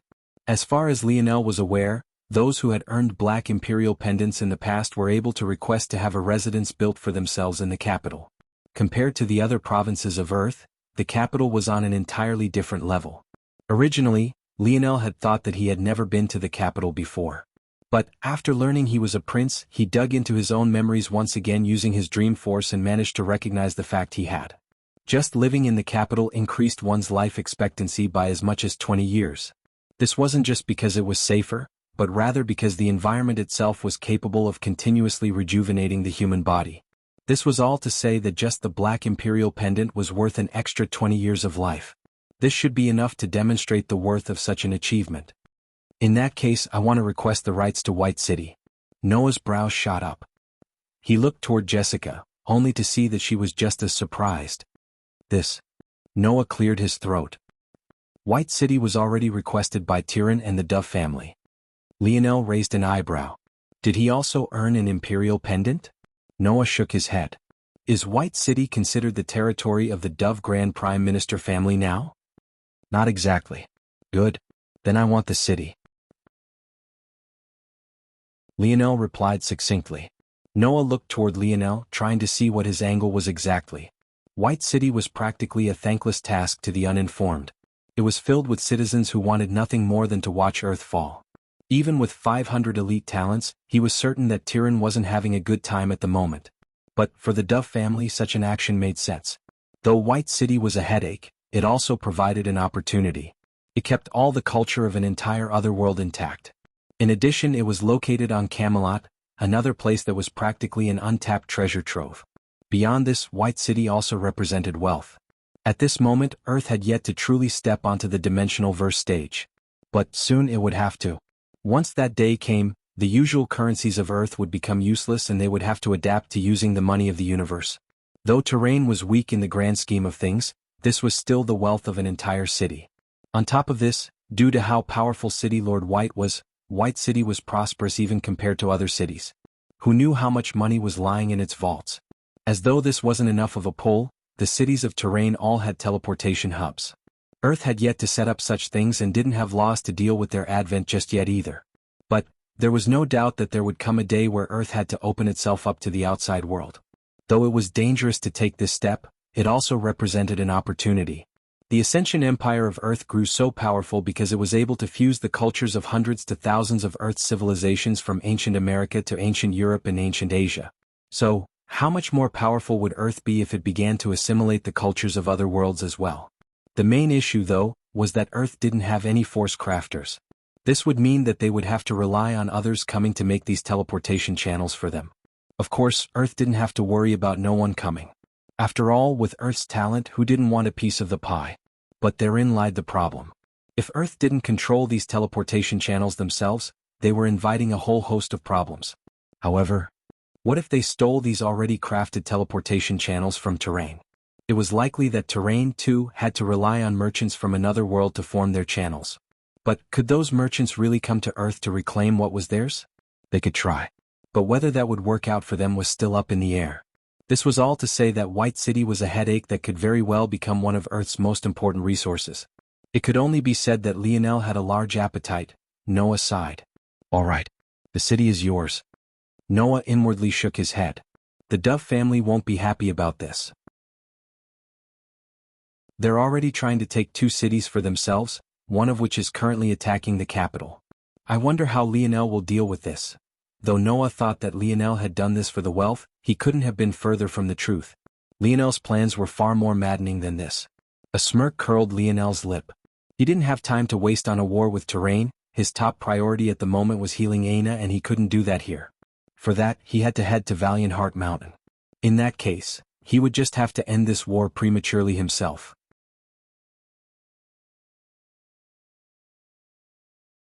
Chapter 541. White City seemed to have a veil of darkness hanging over it. This wasn't particularly unexpected. As far as the citizens of White City were aware, they had just lost the war. The truth of the matter was that with how tight-lipped the city lords had been about this operation, the citizens of Terrain as a whole knew little about what was happening. It was only after they descended onto Earth that these matters were made known to the masses. Unfortunately for some, not all of the citizens trapped here were even citizens of Terrain. Many had come from other worlds to sightsee and purchase various local delicacies and staples. But now, for obvious reasons, the teleportation stations had been shut down. So, these tourists were stuck here in a war they wanted no part of. One way or another, these people would never benefit, so it could be imagined how aggrieved they were feeling. That said, in such a high-stakes environment, not many dared to make their displeasure known on a large scale.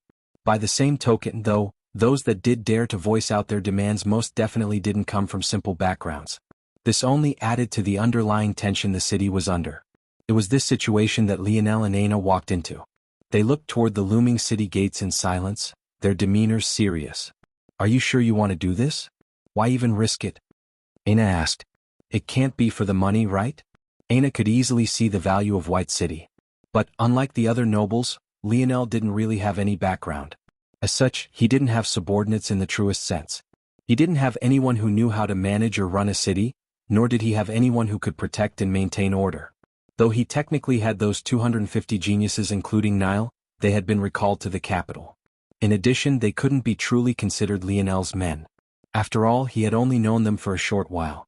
That said, if those youths knew that this was Lionel's thinking, they would be greatly disappointed. Though they had only been with Lionel for a short time, the impression he had left on them was everlasting. They were more than willing to follow him if they were just asked. But Lionel hadn't thought so far ahead. He didn't plan on staying on Earth for much longer. The time for Valiant Heart Mountain's entrance ceremony was quickly coming up, so any thoughts of building up a faction on Earth was too far from Lionel's mind. At that moment, the gates to the city opened as a familiar entourage of people walked out. Among them, there was Tyrion, who seemed to have gotten a new pair of glasses. But, compared to the last pair, it was clear that this one wasn't a treasure, so Lionel didn't say anything about it. Tyrion smiled lightly when he laid eyes on Lionel and Aina walking hand in hand. "He'll be leaving this city in your capable hands then, Prince Lionel." Tyrion smiled lightly. This was the first time Lionel had heard his voice. Even during the negotiations for Camelot, he hadn't breathed a single word. Hearing it now, Lionel felt that his voice was quite soothing, almost too much so. Such a person had the right to treat their words like gold. It was simply too pleasing to listen to him. Not only was his voice deep, but it came out with a certain smoothness that resonated with the heart. One would think you were being lulled into a land of dreams just being near him. That said, while Tyrion's expression was amiable, the aides following him were quite obviously displeased. Lionel didn't pay very much attention to them, though. Lionel nodded lightly, a warm smile on his face as well. "They'll have to thank you then. Your efforts are appreciated." Tyrion nodded in response, allowing Lionel and Aina to pass them by and enter the city. The clicking of the large gates caused the ground to tremble. Tyrion and his entourage walked away, brandishing talismans of their own for their use to return to Earth. But by this point, one of the women following behind him couldn't hold back anymore. "Junior Grand Prime Minister, this is really too much." The blonde young lady stamped her feet, feeling aggrieved. They had already slaved for the past week trying to get the city in tip-top shape. Just when it was finally about time for them to reap their rewards, some long-lost prince swooped in and stole all their hard work. How could she not be pissed? To make matters worse, though some of them had suggested undoing the work they had done and causing some petty problems for Lionel, Tyrion rejected their thoughts in the end. Ultimately, Lionel was handed a city on a silver platter and hardly had to do any work. At this point, his only task was to maintain. Yet, their junior Grand Prime Minister acted as though these matters had nothing to do with him, walking away with a light smile on his face that hadn't faded even now. Seeing that Tyrion didn't explain, the blonde young lady was practically blowing steam out of her ears. Her foot stamped the ground again, but her strength was so great this time that spider webs formed beneath her heels. Somehow, though her shoes survived the devastation, it was clear that they weren't normal by any stretch. Still, this young lady had the right to be quite willful. At the very least, there were very few people who could reprimand her. Though she didn't have a title like Junior Governor Duke, her father and mother both were from Tier 9 court minister families. Her standing was even higher than a Junior Governor Duke as a result. The untitled nobles of the capital were more respected than out-of-capital nobles by a large margin, especially Tier 9 officials. This is just the way of the world. Tyrion replied with a smile. The powerful do as they please and the weak move aside. Is there really any problem with that? A silence fell over the entourage, the sound of their footsteps resounding through the darkness.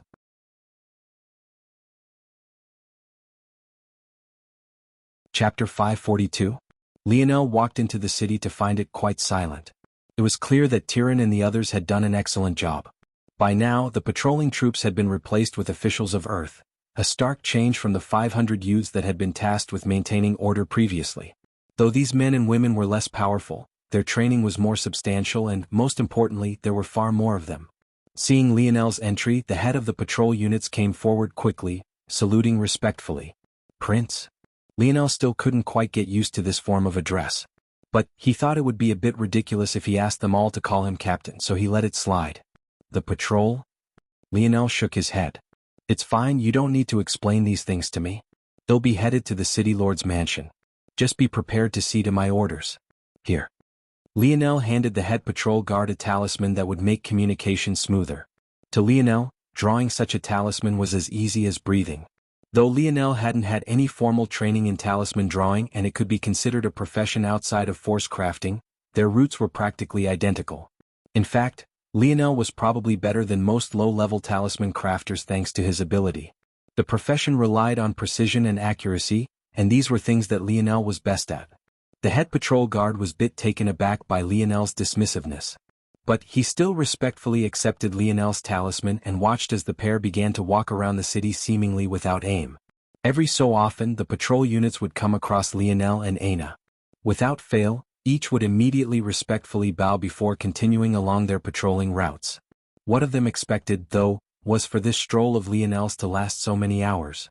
Initially, many of the patrol guards couldn't help but compare Lionel to Tyrion. If one were comparing the two, it was obvious who was the better at administration. Lionel couldn't even bother to listen to the layout of the city, even to the point of not even asking for a map. In truth, many of the patrolling guards thought that Lionel had lost his way to the city lord's mansion and was now far too embarrassed to ask. But as Lionel continued to walk around the city, the expressions of the patrolling guards only became weirder. Whereas before they thought that Lionel was aimlessly wasting time, now they weren't so sure. Even if someone wanted to waste time, shouldn't they do it with something enjoyable? Of course, Lionel was having great idle chatter with Aina.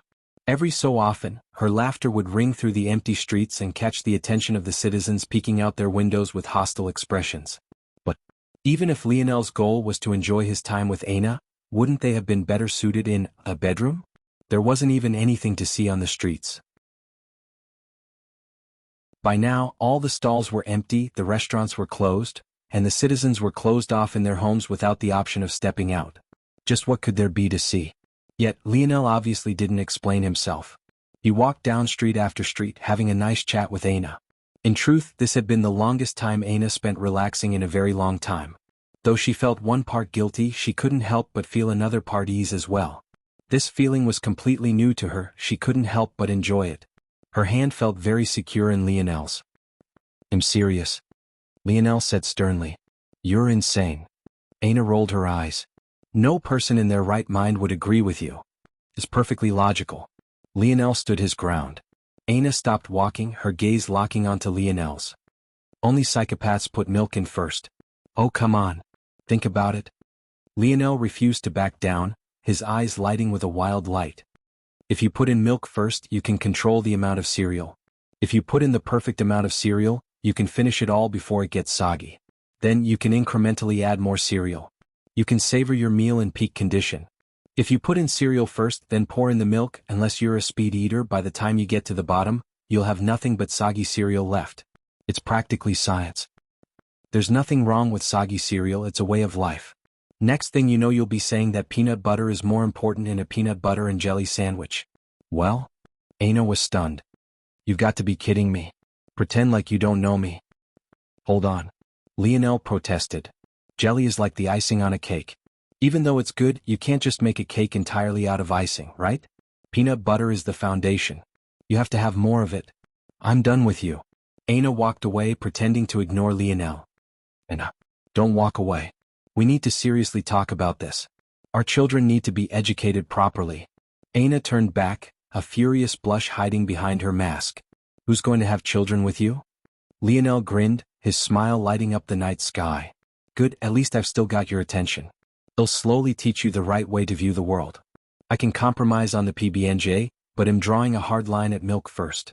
I'm trying to start a revolution. Aina shook her head, giggling. Seeing Lionel treat something so trivial so seriously made her oddly happy. After pretending to be angry for a while, Aina eventually let Lionel take her hand again as they walked down the streets. Done. Lionel walked to a dead end with Aina by his side. By now he had walked down every street the city had to over and mapped it all in his mind. He hadn't missed out on a single detail. Is it possible? Aina asked. It should be. Lionel responded after a long while. It will depend though. On what? On how many spies Terrain left in this city.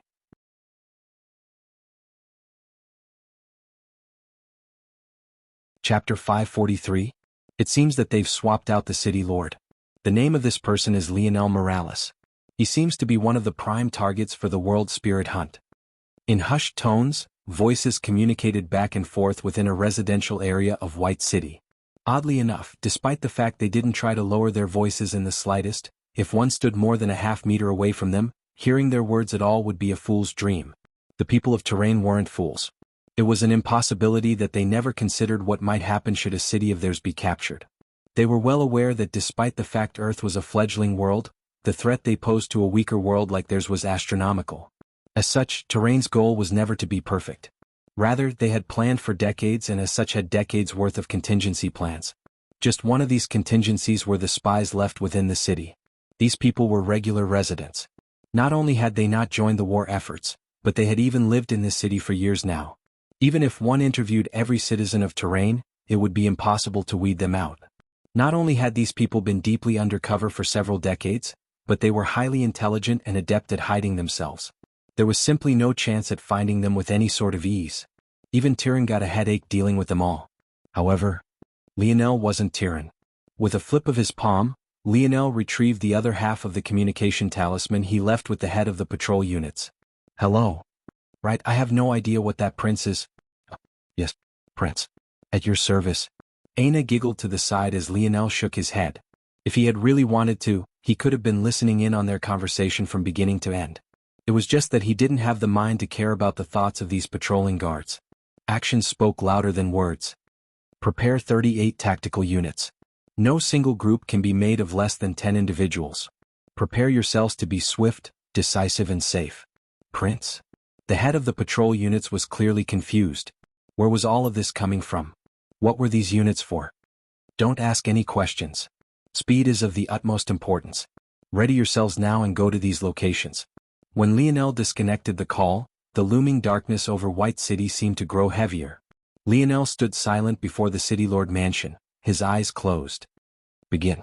The moment his words fell, the city descended into chaos. The sound of breaking doors, screaming women and children, and the loud badgering shouts and roars of men resonated. Lionel sighed lightly. But he didn't make any moves to stop it. This was war.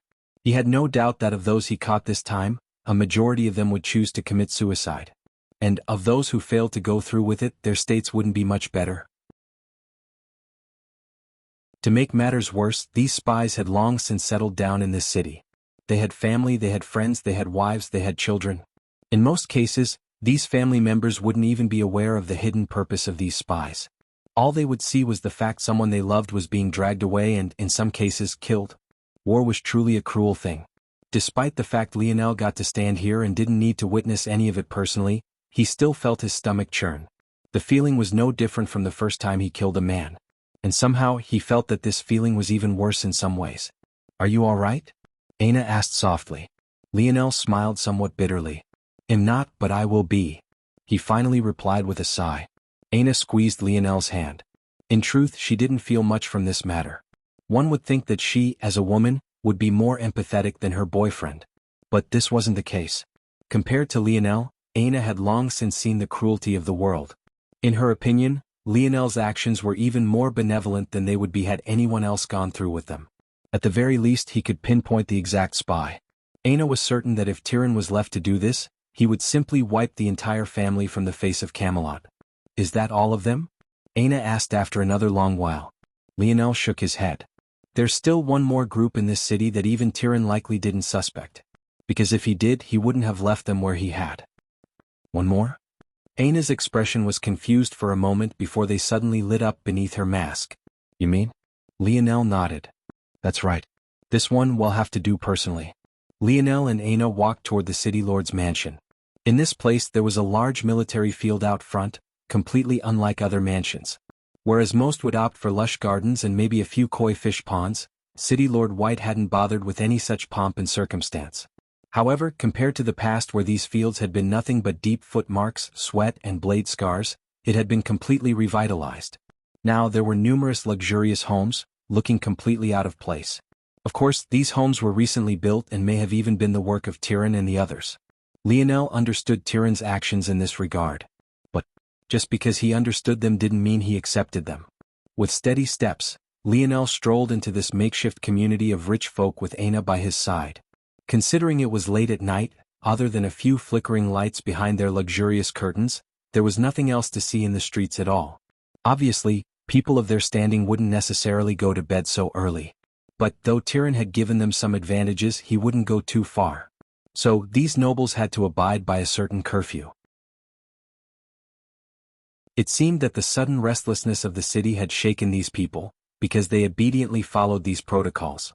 At that moment, Lionel suddenly released Aina's hand and clapped his own together forcefully. What did it sound like for skin as tough as fourth-dimensional metals to slap together with such strength? Oh. The moment Lionel's palms collided, it felt as though an explosion had erupted. Without him even having to say a word, these nobles scurried out of their homes, a mixture of shock, fear and confusion on their faces.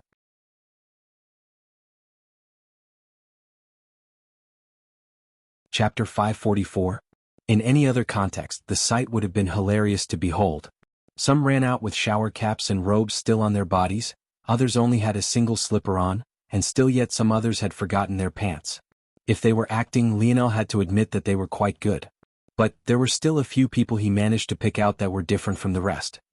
He indifferently waited for all of these nobles to step out of their homes, the combination of his silence and the chaos of the city acting as his backdrop, making those who definitely weren't acting gulp.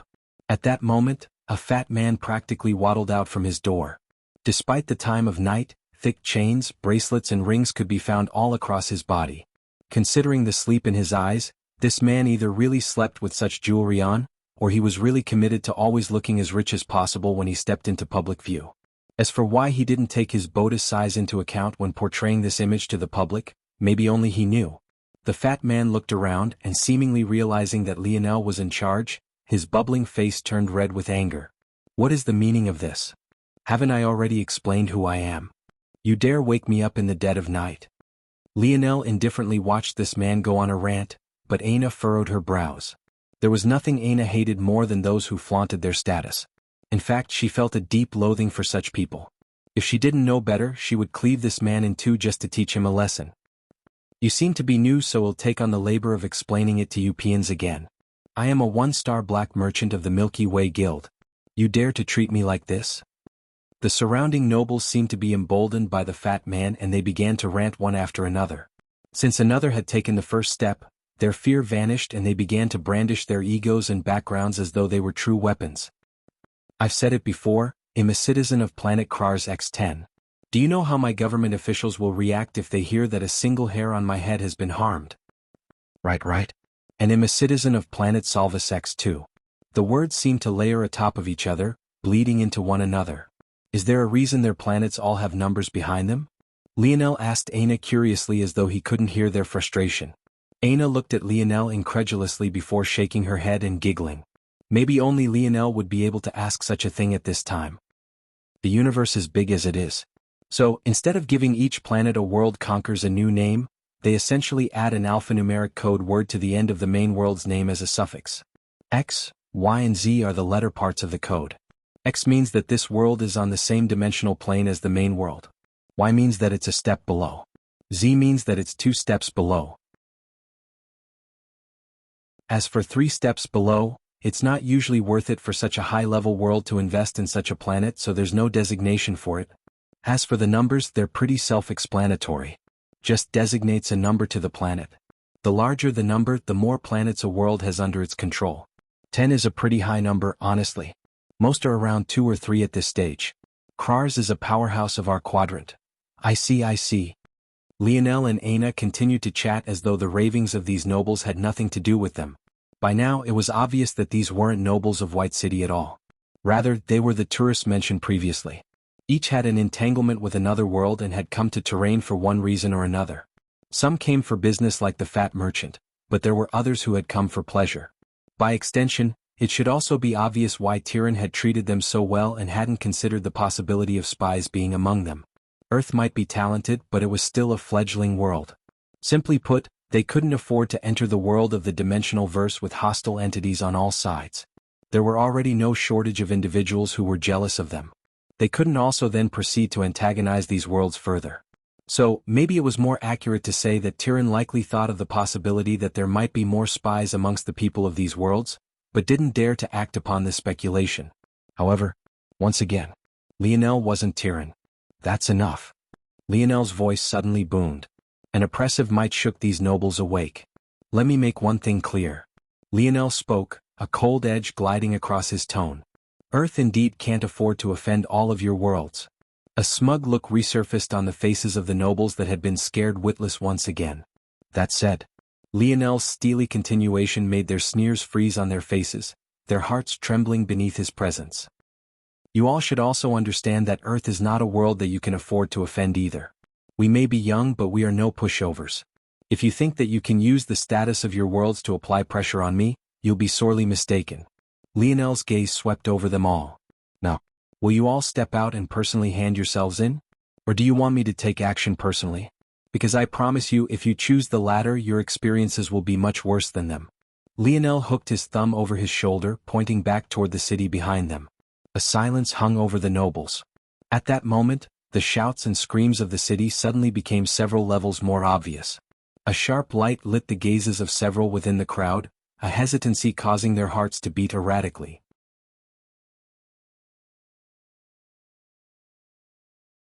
Chapter 545. I guess that's your choice then. Lionel's palm flipped over. Before anyone could react, his bow had been knocked with 3 arrows. Though his gaze was indifferent, a stifling killing intent loomed overhead. I'll ask you one more time. Are you 3 going to step out on your own, or would you rather an arrow through the head? Lionel speaking out the exact number made those who had just been hesitating feel their hearts seize. How did he know this? The worst part was that Lionel had come to them before they could even think of reporting these matters. It was difficult to tell exactly what was going on in the city, so those who were spies could only rely on their abilities. But before they got a good understanding of what was happening, Lionel had appeared here and startled them all awake. You aren't even people of Terrain. Is money really worth your life? Lionel's back flexed, pulling his bowstring back. Tyrion wouldn't make the mistake of taking these people at their words. If they were here, that meant that they most definitely were people of other worlds. As for how Tyrion knew this, Lionel wasn't sure. But Lionel himself could pick out the subtle differences. Of course, a person from a world wouldn't necessarily have the same appearances.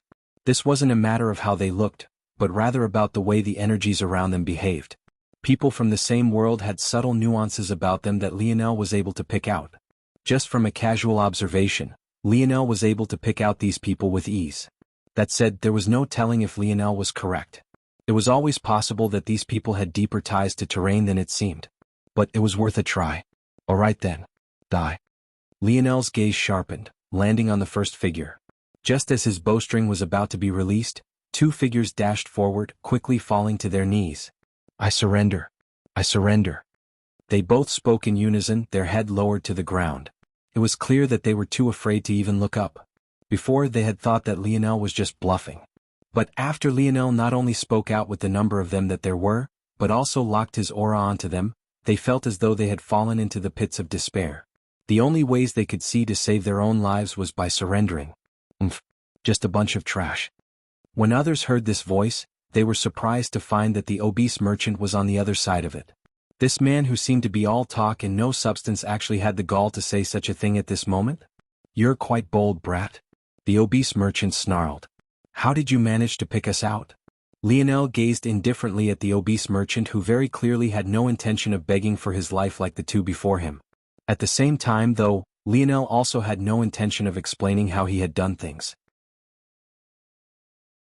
Since it was related to his ability, why would he expose such things about himself? The obese merchant snarled when he noticed that Lionel had no intention of saying anything. Even if you knew that we were responsible, you should have turned your head the other way, kid. Do you think that the Milky Way Guild is an existence you can afford to offend? The obese merchant began to speak of his background again. But, whereas last time it came off more like a spoiled brat talking about his rich parents, at this moment, it felt as though a mountain was weighing down on all those around him. This was no longer an explanation. It was a threat. Since you're a fledgling world, I don't mind explaining. Earth is only located on a tiny little wing of the Milky Way galaxy. Even if your technology was at its peak, you could at best travel to another wing if you spent your whole lifetimes on it. But, the Milky Way galaxy has control of all the trade routes of this quadrant. It's impossible for a... Lionel suddenly held up a hand. With a thought, the little mink appeared, holding a familiar disc-like dictionary in his little paws. Who is the highest-ranking member of the Milky Way Guild? The obese merchant sneered. What did this little brat think that he was doing? Were these matters something an infant world like Earth would know?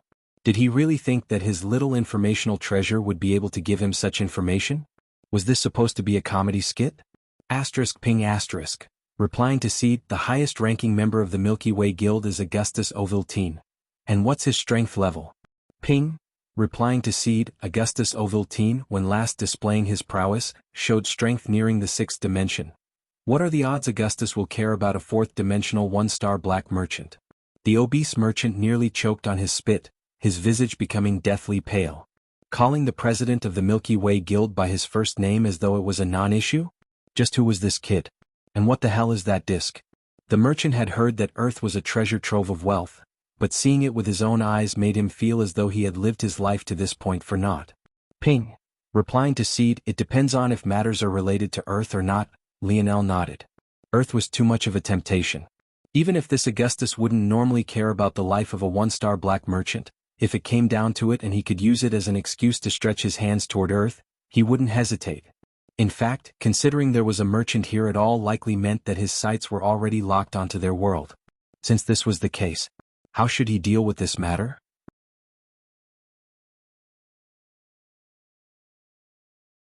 Chapter 546. Lionel's bow disappeared, only to be replaced by an odd metal.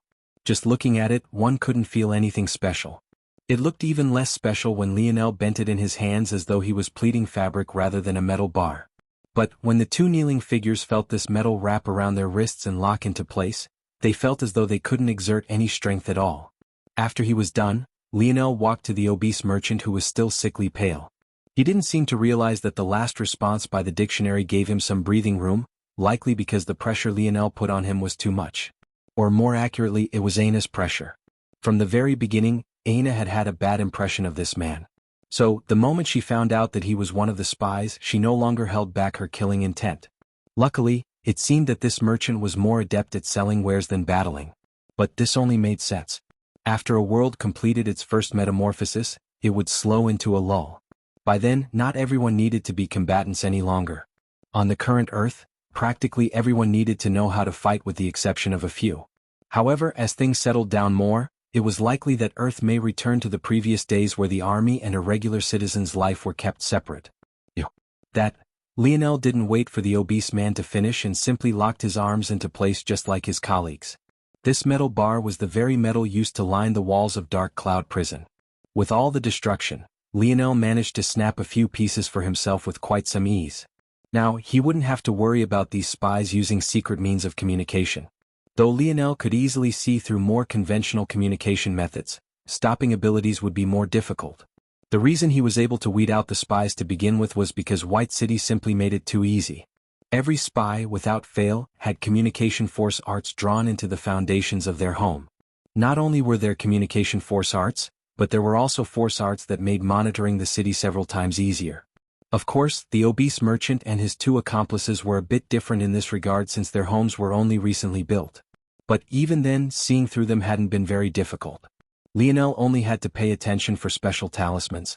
Since the merchant and his men weren't citizens of White City to begin with, it was obvious that the people of Terrain would account for this, giving them more mobile options for espionage. For someone with senses as sensitive as Lionel's, seeing through these hidden mechanisms was simply too easy. The main mistake White City made was that it didn't consider the fact that someone knowledgeable about force arts would even exist on Earth to this point, and this could be considered their downfall. In the end, Lionel chose to simply imprison the members of the Milky Way Guild. He could tell that this might lead to problems later, but he couldn't afford his plans being revealed, even if there was only a small chance. A long while later, the spies who survived the purge were grouped together and thrown into the White City dungeons. As a city, there was no surprise that White City would have such a thing, so it made things many times more convenient. The patrol units looked toward Lionel in a completely different light. With their training, they could easily tell that Lionel had indeed picked out spies. If it was just an act, maybe their disdain would have reached another level. But this was very clearly not that. "Station a few to look over this area," Lionel said. "Yes, Prince." Lionel walked away, not minding their change in attitude. To him, actions always mattered more than words. Now that all the spies were dealt with, he could really begin. As for what he planned to do? Well, the people of Terrain like dropping cities onto battlefields, right? He might as well give them a taste of their own medicine. On a secret location on Earth, there was yet another meeting taking place. The war for Earth was reaching a new level. But everyone knew that unless the capital fell, Terrain would be left with nothing. Of course, Terrain had their own plans in this regard, but the truth was that they were making no progress on that front, at least on the surface. This meeting, however, didn't include people of Terrain, nor did it include people of the Empire.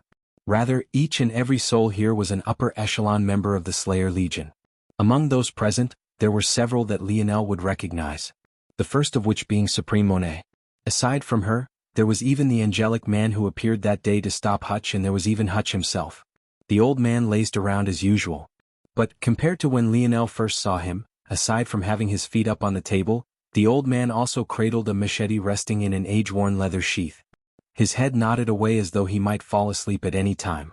In fact, even though the conference table was practically packed to the brim, there wasn't a single soul within a meter of Hutch. It was as though they all tacitly agreed to stay away from him. Still, though many avoided Hutch, their focus wasn't on him at all. Rather, they were all focused on a particular young man. Despite the fact that he was the youngest in attendance, many looked toward him with awe and respect. Some gazed toward him with fear, and still others looked upon him with admiration and anticipation, as though he was a shining hope prepared to change their futures. The young man had striking blue eyes and hair whiter than snow. Despite this, his skin was a deep shade of brown. It was a warm, gentle sort of brown that reminded one of a wizened oak tree. The young man sat quietly, as though he was waiting for something. But, seemingly without cause or reason, he sat up slowly, his gaze brimming with vitality. If citizens of Terrain had been present, they would have immediately recognized this young man. He was other than the first on their list of targets, the young man who cleared the zones of Earth the second fastest. Ellerin.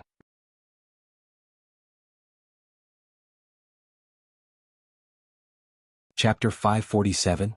If matters continue like this, Terrain will lose. Ellerin's voice held a certain sweetness to it. It was deep and reverberating, but it tickled the ears almost like a steady rhythm. It had a special cadence to it that dragged all those who heard it in. But maybe his words themselves were more shocking than anything else. According to Ellerin, despite the state of the battlefield and the current semi-stalemate, Terrain had not a single chance of winning. If the outside world heard such things, they would think that this man was insane. However, the members of the Slayer Legion only nodded as though this was obvious. As the existences that had been battling the Empire for so long, they had a great understanding of their strength. If Terrain thought their pitiful planning was enough, they were sorely mistaken. The reality of it all was that Emperor Fox was simply unfathomable. As long as that man didn't deem it fit to make a move, Earth was in no danger whatsoever. However, that very man at this moment was more than content to leave this war as a training exercise for the youths of Earth.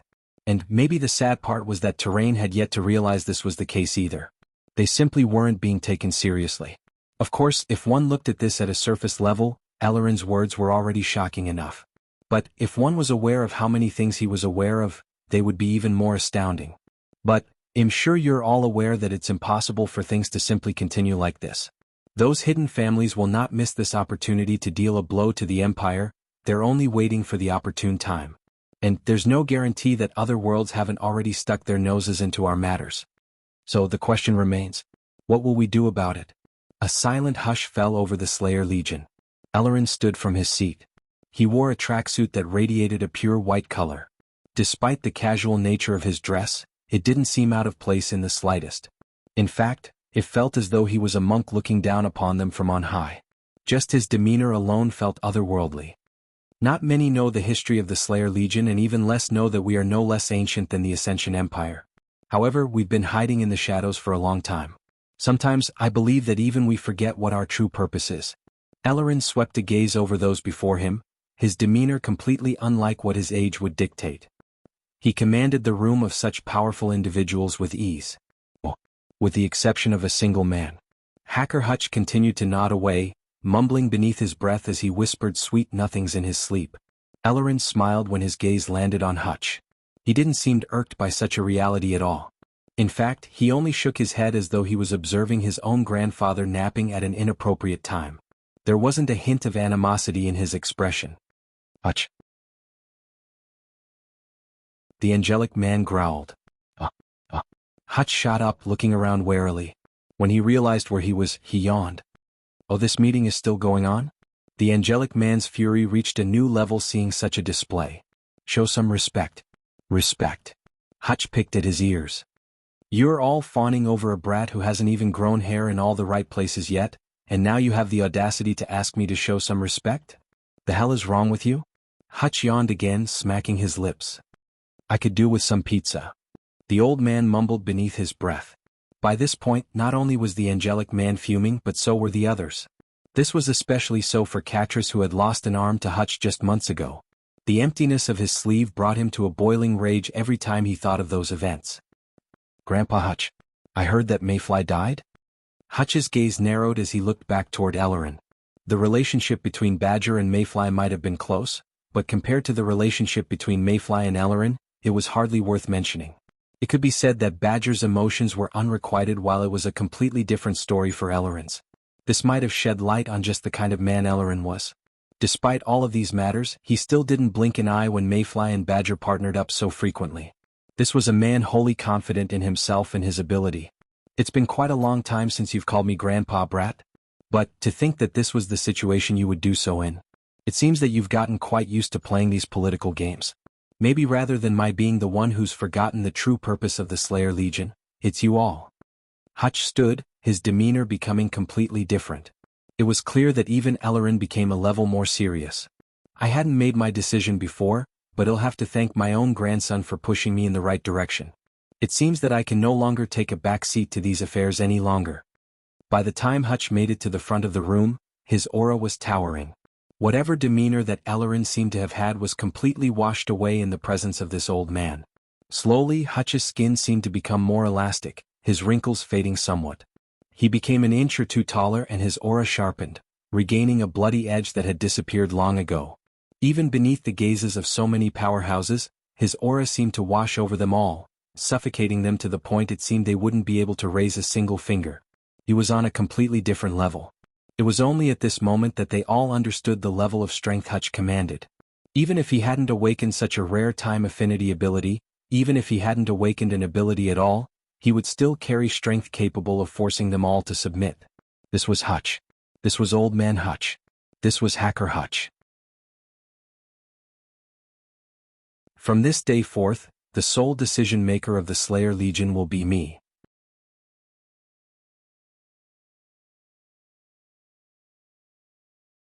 Chapter 548. Hearing Hutch's words, those of the Slayer Legion were stunned. At first, they were too oppressed by Hutch's aura to say much of anything.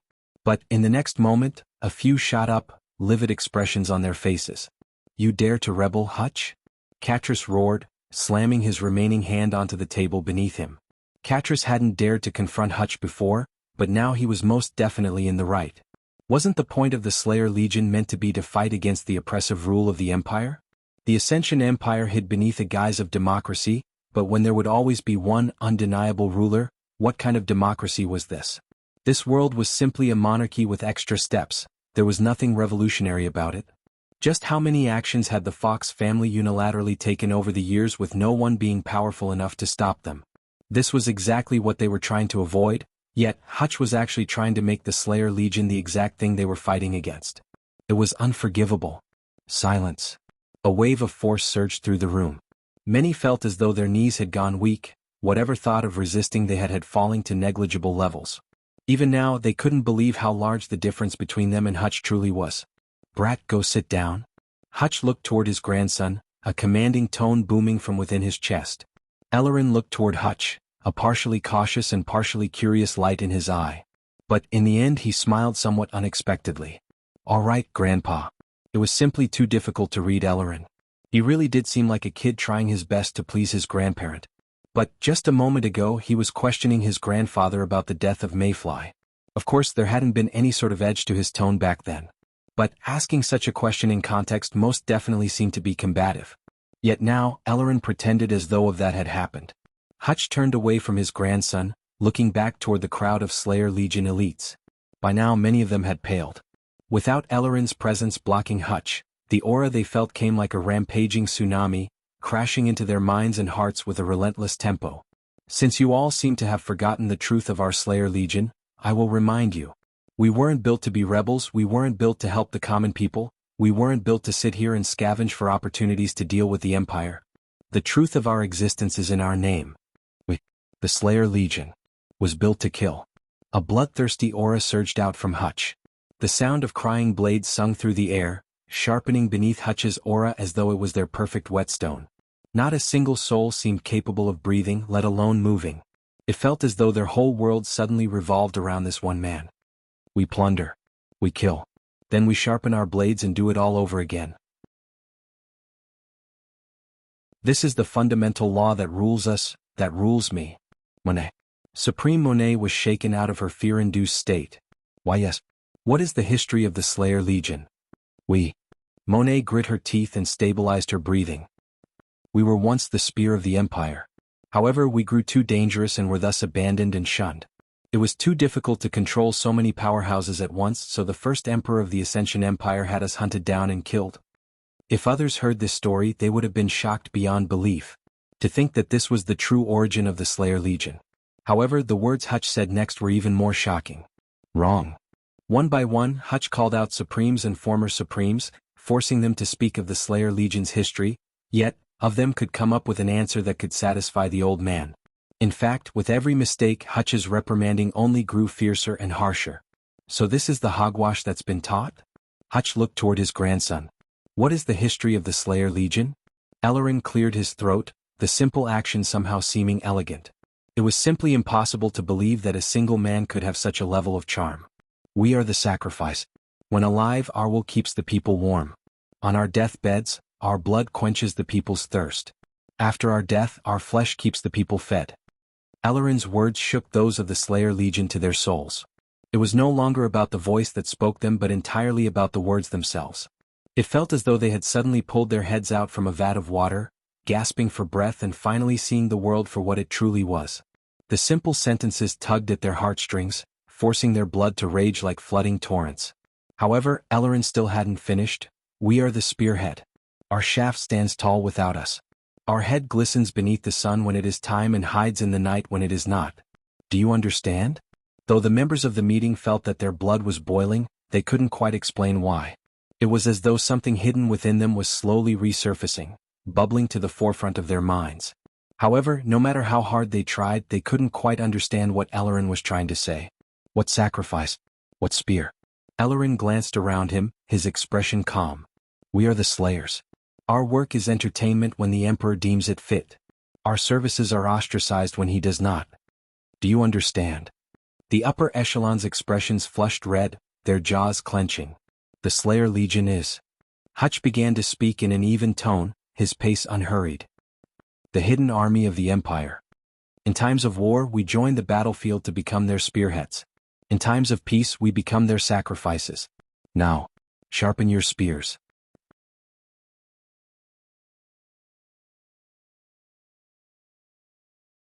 Chapter 549.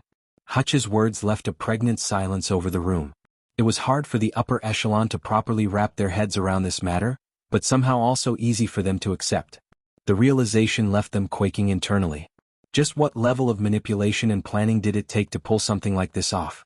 Not only would it take the foresight necessary to realize that a nation could only be united when they had a common enemy, but it would also take a level of genius they could fathom to make those of the Slayer Legion accept this reality so long after their initial creation.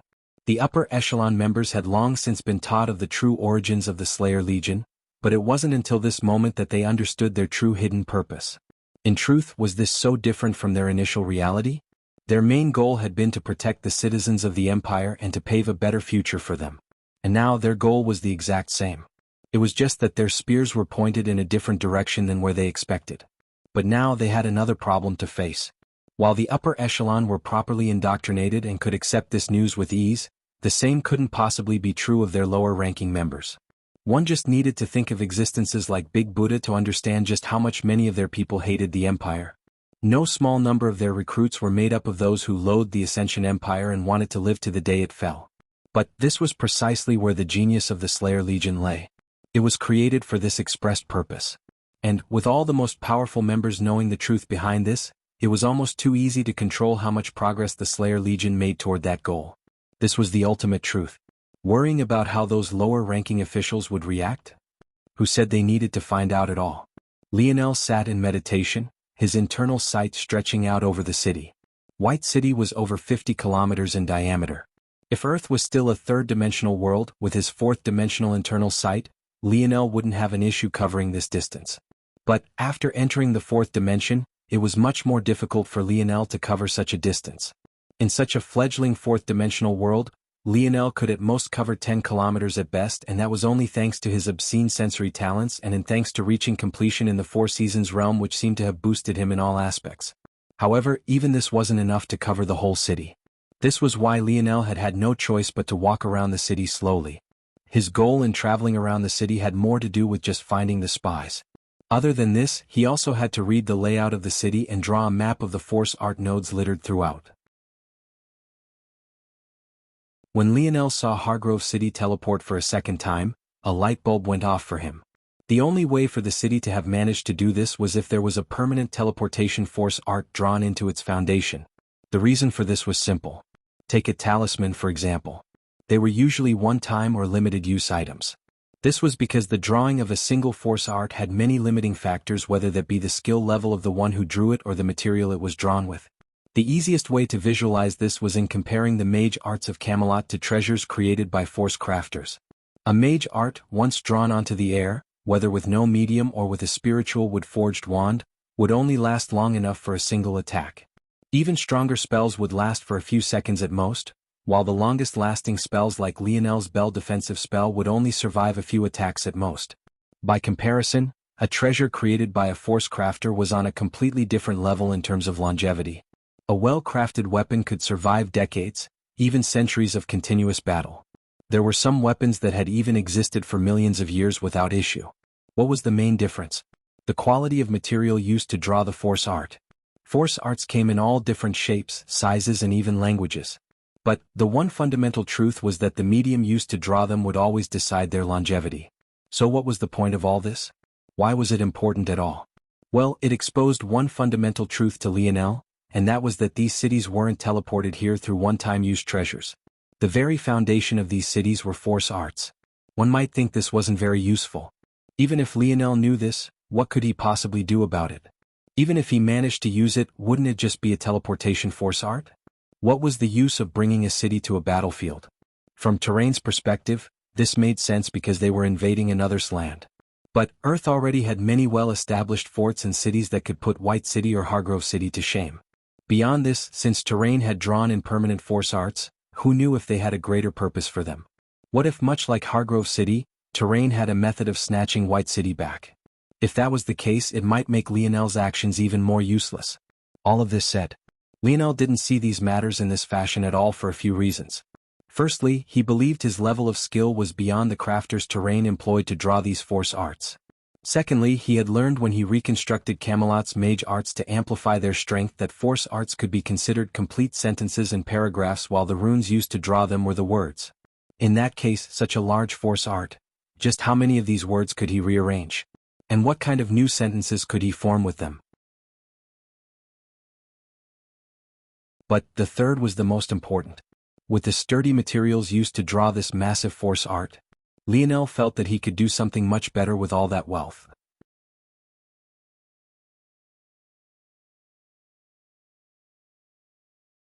Chapter 550. After confirming his vision, Lionel immediately got to work. He shuffled around the city like a madman, seemingly running around without aim or purpose. This could work. No, that might ruin the nodes at that place, but if Lionel's gaze glowed. Despite the fact he was quickly growing beaten and haggard, his vision only seemed to become clearer. The truth was that Lionel's current body was still in a pretty terrible state, having not quite recovered from going all out just a few days ago. But, at this point he didn't mind. He lost himself in a world of force arts, his mind functioning on a different plane. Lionel had many complicated feelings about Lionel, but what he couldn't deny was the fact that Lionel had opened up an all-new door toward improvement for him. What Lionel gave him wasn't as simple as a normal breakthrough, but rather a new way of viewing the world. After shrugging these shackles off, breaking into the peak of the Four Seasons realm was just the very tip of the iceberg. Lionel jumped into and out of his dream world, simulating the changes he wanted to make before quickly testing them out in the new world. Odd swirls of force seemed to manifest around White City, catching those with sharp enough senses off guard. But it was hard for them to tell exactly what was going on. From within the City Lord mansion, Aina watched as Lionel ran around, her smile tinged with a touch of worry. He's always like this. Aina shook her head, not bothering to try to get Lionel to stop. She knew that it would be useless even if the words came from her. Though it seemed like Lionel hung on her every word, maybe Aina was the one most aware of the fact that Lionel was too good at drawing a line between his emotions and what he felt he had to do. He was quite the stubborn man in that way. Taking a deep breath, Aina pulled out her great sword, brandishing it. Though much of the City Lord Mansion's military fields had been taken up by new residences, there was still ample room for Aina to take advantage of.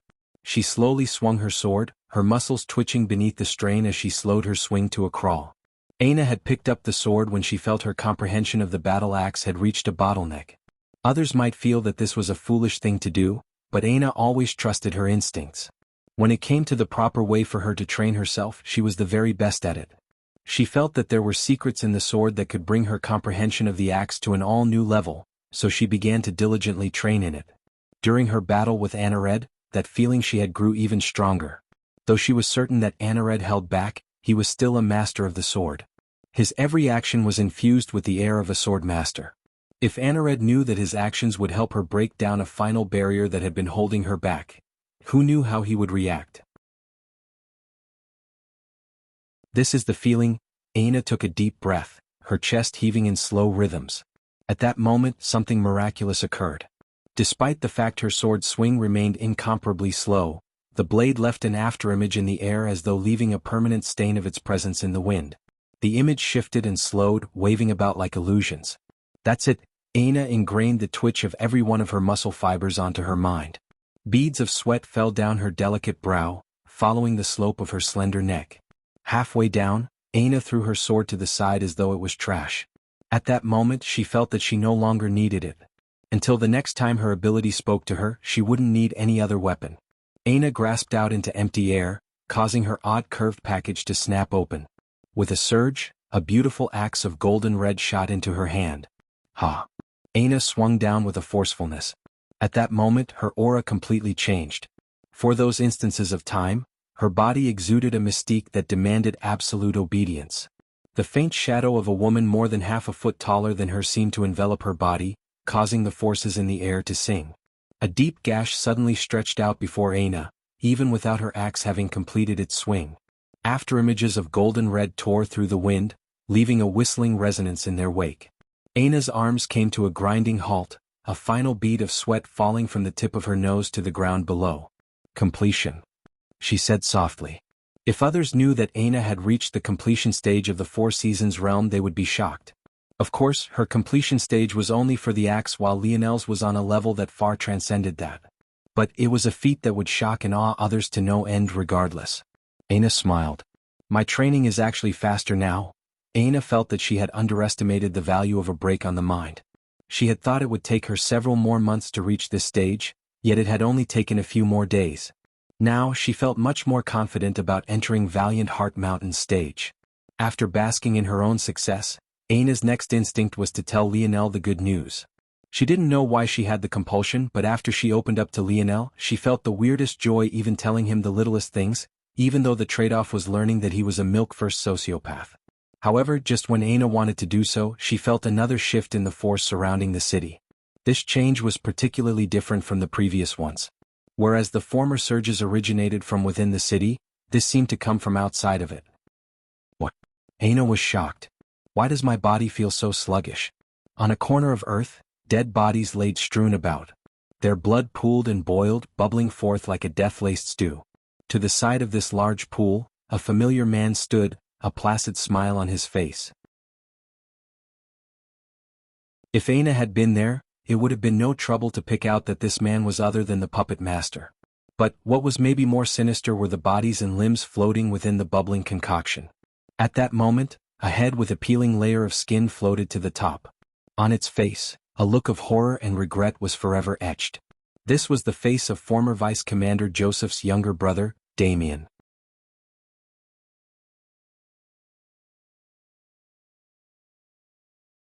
Chapter 551. Aina suddenly felt as though her body wasn't hers. There was a disconnect between her mind and body, as though one was being rejected from the other. It was hard to tell exactly which was happening, but the fundamental truth was that the disconnect made her feel as though her body wasn't her own. With a frown, Aina brandished her axe out of habit, just trying to do something she was familiar with.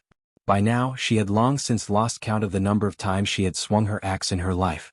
Lionel was always fascinated by her tan skin, but wasn't that just the product of all the work she had put in ever since she was old enough to understand the cruelty of the world around her? There was nothing in this world that she was more familiar with than her axe. A swirl of universal force followed Aina's swing. For the first time since this oddity began, Aina felt as though she was back in her own body again. But just when she thought it was alright to stop and her previous feelings had just been an anomaly, she felt the feeling come back the moment she stopped swinging her axe. In fact, now, due to the abrupt stop, the feeling was even more obvious than it had been before. It was like invisible shackles had suddenly been placed over her body. Aina's ability worked on instinct mostly and was only partially an actionable act taken up by herself. But at this moment that instinct seemed foggy. Whereas before she was certain of the next steps she had to take to train her body and improve her axe, at this moment she felt confused and baffled. Did I overuse my ability? Did I run into a bottleneck? A bit of worry mixed within a deep frown took over Aina's features. Was this really the limit of her talent? A slight hint of anxiety bubbled up within her heart. Unlike Lionel, Aina couldn't just pull out a dictionary and get a read on her ability. She was only aware that her ability was good, but she didn't know anything about its growth potential or even what stage it was at now. No, it can't be. It can't be. Aina's jaw steeled. Her talent was what she relied on to have a chance to avenge her mother in the future. If this was really her limit, she wouldn't be able to accept it. Aina's eyes reddened, a fury hidden within their depths. She refused to accept this. Even if this was the end of her road, she'd find a way to burst through it. The truth was that Aina didn't know how powerful the Brazinger family was. She didn't know how much effort it would take to take them down or what kind of backers they had. But to her it never mattered. She would destroy them one day no matter the cost. Aina. At that moment, Lionel's voice drifted to her ears, snapping her out of her thoughts. Lionel looked worriedly toward his girlfriend. Without her mask on, it was easy for Lionel to read her mood. He could see the cycle of emotions Aina was going through. But he couldn't understand what was wrong. Did something happen? Are you okay? What happened? Lionel scanned Aina's face and body as though trying to find any injuries she might have, but he didn't see what could be wrong. Jem? Lionel's gaze suddenly sharpened. The sight was subtle, so subtle that even he almost missed it. If it wasn't for the fact he had been determined to find out what was wrong with Aina, he would have overlooked it entirely. At that moment, a faint reddish-black gas hung around Aina's body. It was so faint that it seemed to blend in with Aina's tan skin almost seamlessly. Lionel's gaze flashed, two golden pupils suddenly appearing to his back. If anyone else faced these eyes, it would feel as though they were bearing their very soul before Lionel. For a person, such a feeling should have been uncomfortable and off-putting. Yet, for Aina, she somehow didn't find anything wrong with it. In fact, her beating heart seemed to calm considerably. Beneath Lionel's shadow, she found peace again. However, while she felt at peace, Lionel's expression twisted, a flickering rage erupting within the depths of his gaze. The eyes of the snowy star owl were part of its wisdom branch. At this moment, Lionel had still yet to unlock the second tier of his wisdom branch lineage factor. As such, he could only use the most basic abilities of the snowy star owl's gaze. But that was more than enough for him to sharpen his gaze by several levels. The faint reddish-black suddenly morphed in Lionel's eyes. It formed into an illusory leech, latching onto Aina's body. At first, Lionel was infuriated, thinking that this was related to Aina's curse again. There was even a part of him that wanted to abandon Earth at this very moment and go explore fifth-dimensional worlds so he could find the things she needed to be cured. But, upon second inspection, he found that the leech was connected by a faint line that shot into the skies. The line grew so thin and transparent that after a few dozen meters, even Lionel couldn't follow it any longer. This isn't her curse? What's going on? Ah.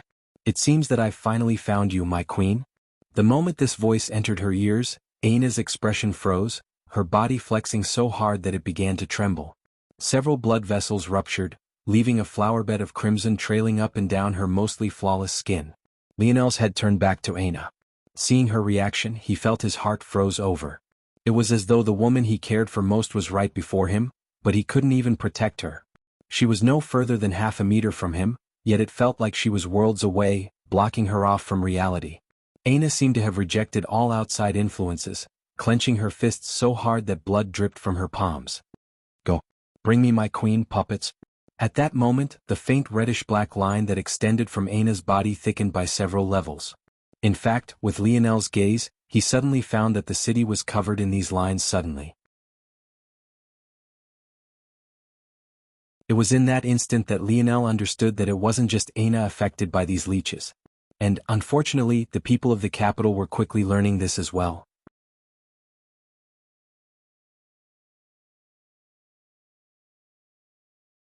Chapter 552.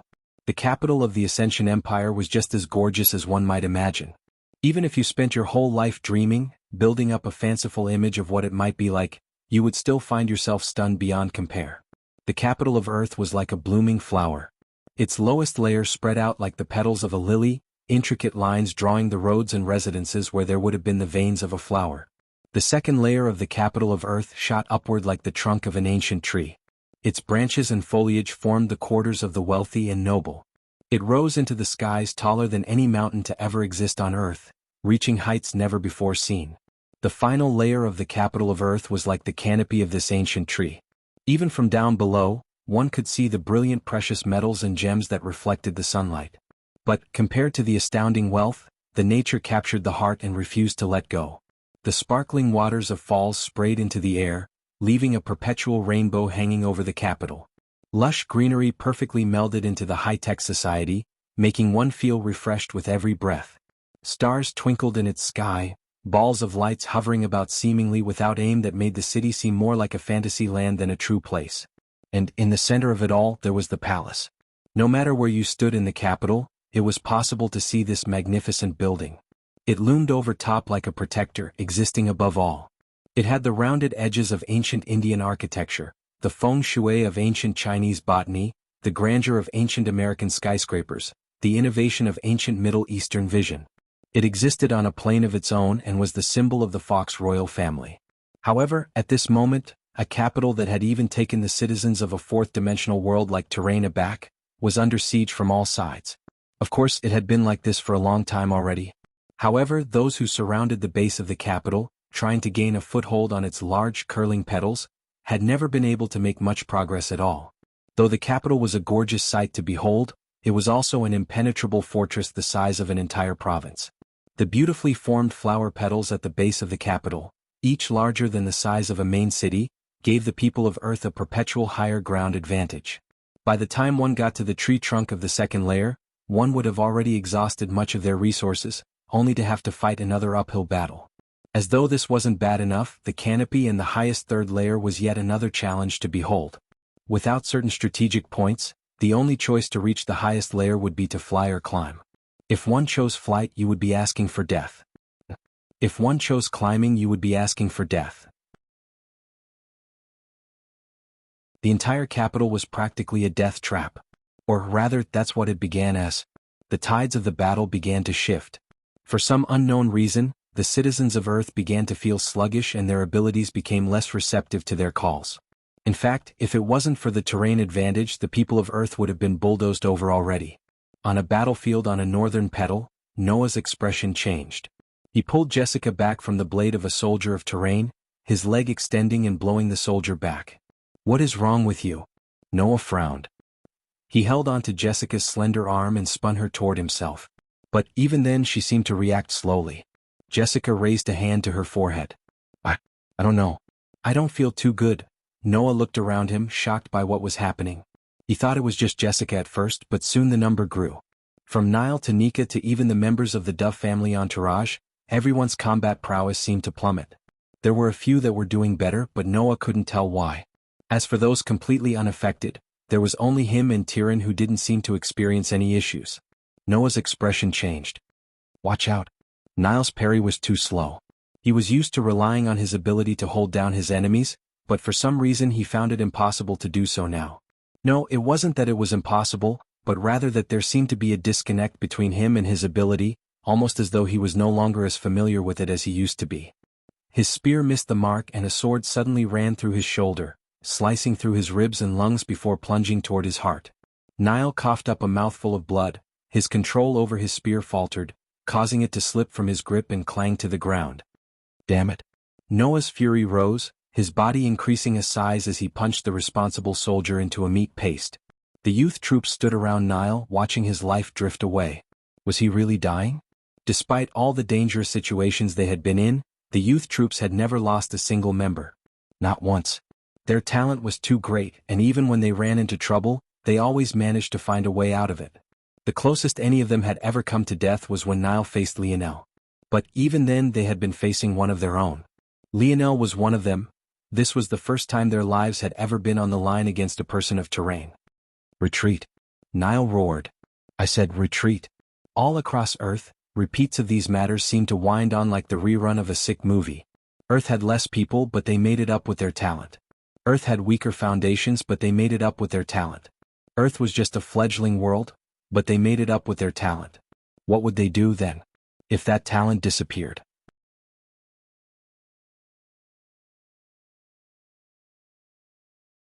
Chapter 553. Lionel stood in silence. In the skies, the lines of red-black grew thicker, the leeches become less and less illusory. Lionel's gaze shifted down from the skies, landing on Aina, who still seemed to be immobile. Though it now seemed to be in part due to struggling against the puppet master's growing control, a large majority of it seemed to be fear. Lionel found it hard to believe that this was his Aina. Fear was never an emotion he had seen her display before. At the very least, not for the sake of an enemy. It could be said that the first time Lionel saw Aina's facade crack was that day in the bathhouse. He could still remember the path every tears that fell down her cheeks took. He remembered the exact hue of her reddened eyes, the way her wet hair had stuck to her face, the way she trembled through each and every one of her clumsy actions. The emotions she experienced that day were all seared into his mind. But that was that, and this was this. The Aina he knew charged into war with her axe brandished and her blade bloodied. She had no fear, none of the shyness she usually displayed, and the valiant nature of a Valkyrie. But Aina, his Aina, stood here shaking simply due to a voice.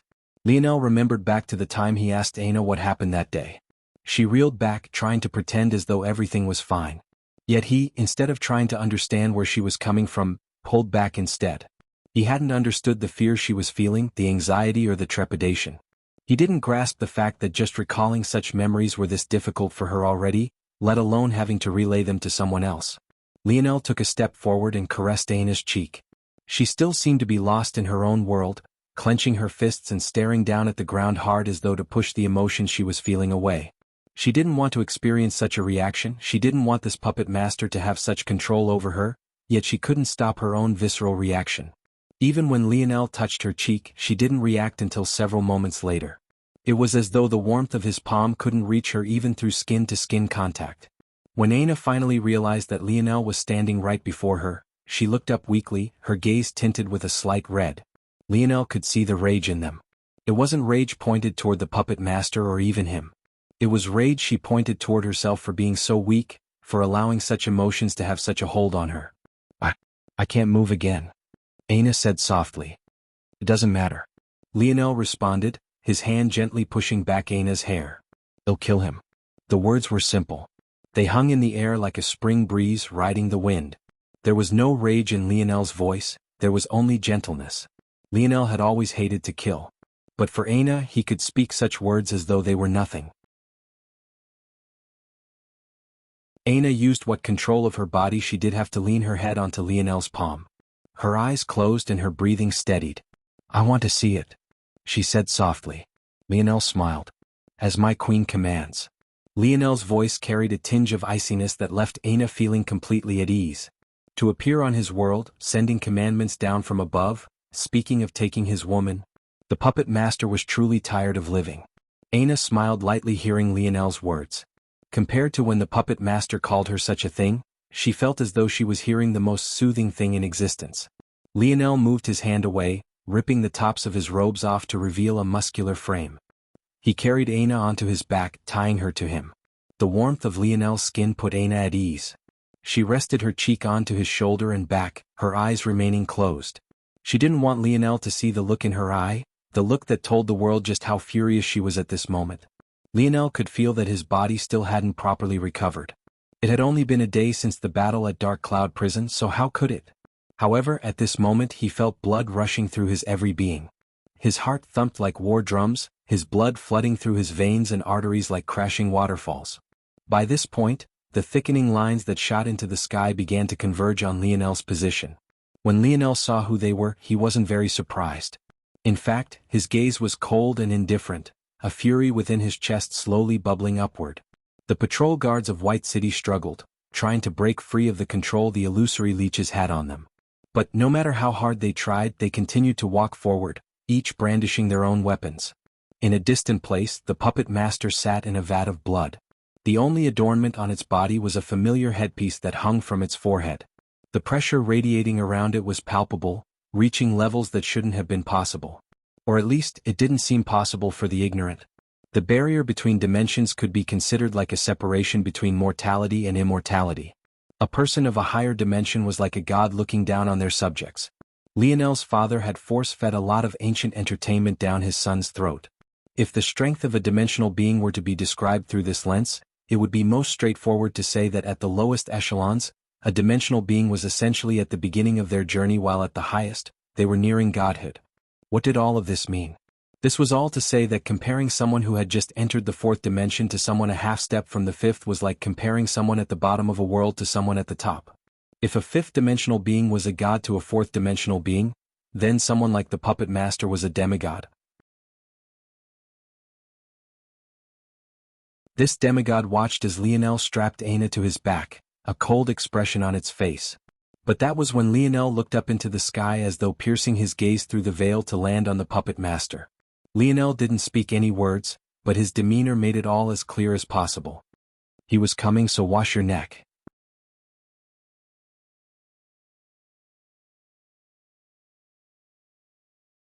Chapter 554.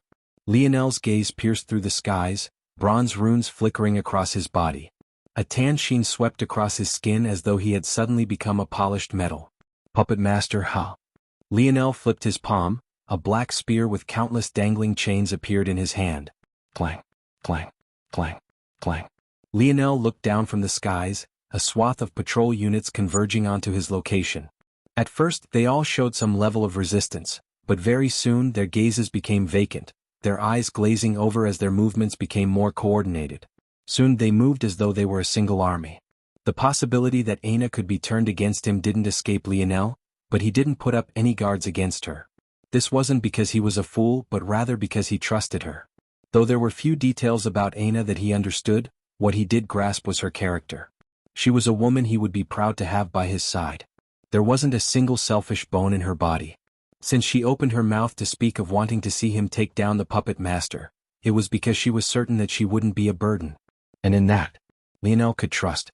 Watch carefully then. This back of mine, these shoulders, these hands. Lionel felt his body flex, vitality pumping through him without end. They'll always be here to protect you. These were the ideals of a man. Lionel shot forward, a field of gravity erupting around his body. His gaze steeled, his heart freezing over. He no longer saw the patrolling units as humans. He saw them as numbers and figures, puppets that were standing in his way. Lionel's feet shifted, illusory wings appearing to his back as he shot forward with blinding speed. He appeared before the front line of patrol units, raising his spear into the skies. his back flexed, his arms bulged, a fury-laced aura skyrocketed around him, suffocating all those in his presence. With a single cleave, a patrol guard was completely bisected. Blood splashed along the ground, but there wasn't a single scream or shout. A deadpan expression covered the face of the deceased guard as though he hadn't felt any remorse even about his own death. Or maybe, the moment he lost his mind to the puppet master. He was already dead. A steamy breath left Lionel's lips, his gaze cold. He stood amidst hundreds of guards, his presence malevolent. His fists gripped around his spear's shaft, the flowing of his blood growing even faster. With another swing, Lionel reaped another life. His strike was so ferocious that his spear bowed beneath his strength, smashing the patrolling guard into the ground with mere wind pressure before his blade even reached his neck. Lionel's footwork accelerated, his movements becoming like flowing water. He danced through the organized army of puppets as though he didn't know fatigue, as though he didn't know pain. Every blow was just as powerful as the last, if not more powerful. His body fed off a seemingly endless supply of energy, powering through without end. The citizens of White City had no idea what was happening. They didn't understand why a civil war had suddenly erupted between the people of Earth, and many weren't entirely sure how to react to such a change. Should they be running? Escaping? Which side should they be fighting alongside? Was this maybe a trap? Within the dungeon, the obese merchant looked up and through the bars. He noticed the odd actions of the guards all the way up until they left their stations entirely. At first, he thought they might have been changing shifts, but it seemed that things weren't so simple. The lip of the obese merchant curled. So this is the trump card terrain mentioned? Quite a trump card indeed. Lionel's spear clanged with every strike, a new life falling with his every swing. Blood flew about him like the droplets of a painting, his skin reddening and steam practically billowing out from his mouth with his every movement. His muscles were like tightened cords, his limbs like the instruments of a symphony. His expressions exhibited the focus of a starving artist, his offensive prowess embodying every ounce of their passion. It was as though Lionel wanted Aina to feel his strength, to feel his power through the endless thrumming of his heart. Lionel's spear pierced through a final head, hundreds of corpses lying beneath his feet. Blood caked his blade, dripping across his body as though he had just been beneath a rain of crimson. Another heated breath left Lionel's lips. A scorching heat billowed outward, boiling the air and causing it to crackle. Raging fire elemental force surged around Lionel, causing the temperature to skyrocket. He looked up into the skies, his irises flickering with a violet-red color. An icy portal began to open. A harsh clash of elements caused hurricane-force winds to kick up across the city. Slowly, a massive white wolf prowled out, a low rumbling growl causing the hearts of those who heard it to seize. Behind it, knights dressed in armors of ice walked, brandishing polearm weapons of all sorts. At that moment, cracks of lightning suddenly shot across Lionel's dreamscape, his gaze shining as a blistering heat continued to crackle the air around him. The attack on the fort, that had ended in a failure due to Lionel's action. However, the attack on Dark Cloud Prison hadn't ended in failure. Those two occurrences seemed to have nothing to do with one another, but there was a fine line of truth connecting them both. The puppet master. Those red-black lines. They carried with them a thick scent of blood, but it wasn't just any blood, it was the blood of people of Earth. Just like Lionel could see through the subtle changes in energy that separated people of different worlds, he could just as easily see through the subtle fluctuations of energy that were unique to the people of Earth as well. I see. Those prisoners are dead. Lionel finally understood. The puppet master likely needed the thousands of Earthener lives to accomplish his goal, but he had failed to get what he needed with Royal Blue Fort, so he had to change his plans. Compared to attacking a fort where the people didn't want to escape, wasn't it easier to attack a fort where everyone wanted to escape? And they all fell right into his lap. At that moment, another portal appeared. This time, it was a red wolf followed by knights adorned in magma-like armor. Then there was yet another. In this one, a sand-colored wolf followed by knights adorned in earth-like armor appeared. And then there was a final portal. In this one, a green wolf followed by knights adorned with illusory wind-like armor appeared. Lionel stood at the center of these four groups, Aina still strapped to his back. Corpses littered his surroundings, blood slowly dripping from the end of his blade and down his body. He closed his eyes, the thumping of his heart and the aching of his body playing in his ears. It seems Earth is in trouble, Lionel thought silently. In any other case I might not care much. My top priority is Aina's safety and her happiness. I may very well have chosen to escape this world at this very moment. But you just had to piss me off. The ground beneath Lionel began to rumble.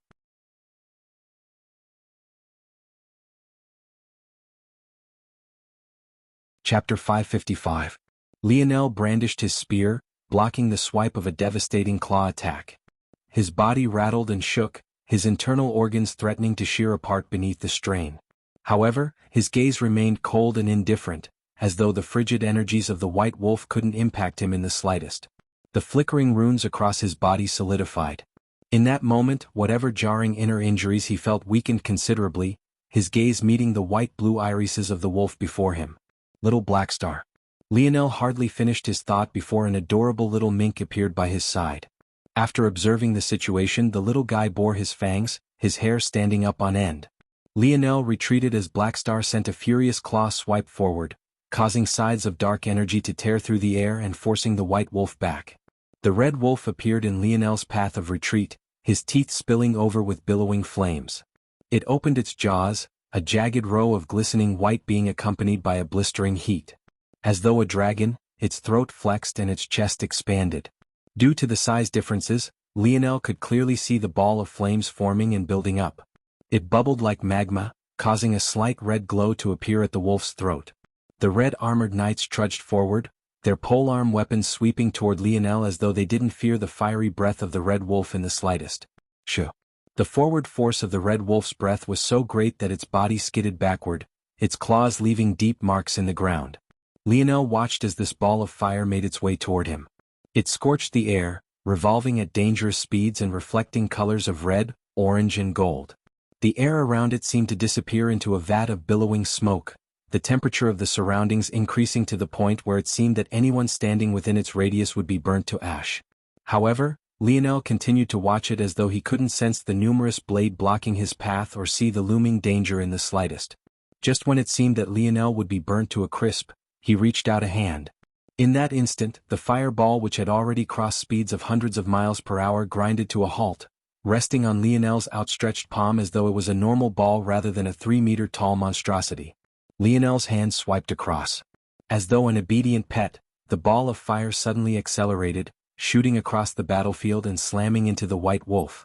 The sound of roars and whimpers sounded, the white wolf losing more than half its vitality in an instant. No matter how hard it had tried to dodge, it simply couldn't. First it had to deal with Black Star's claw swipe, but before it could even do so, its own partner's attack suddenly bore down upon it, nearly taking its head off. A resonance softer than even an assassin's footsteps appeared to Lionel's back. Its actions were so swift and controlled that there wasn't even the slightest wind pressure associated with its actions. The green wolf's fangs glistened, biting down toward Lionel with every intention of swallowing him whole. Seems it didn't work. Though Lionel thought this, his actions weren't slow in the slightest. Ha! Lionel released his universal force, tapping into the Four Seasons realm once again and fusing it with the gravity field of his bronze runes. The instant he did, the minor uptick in gravity suddenly rose explosively.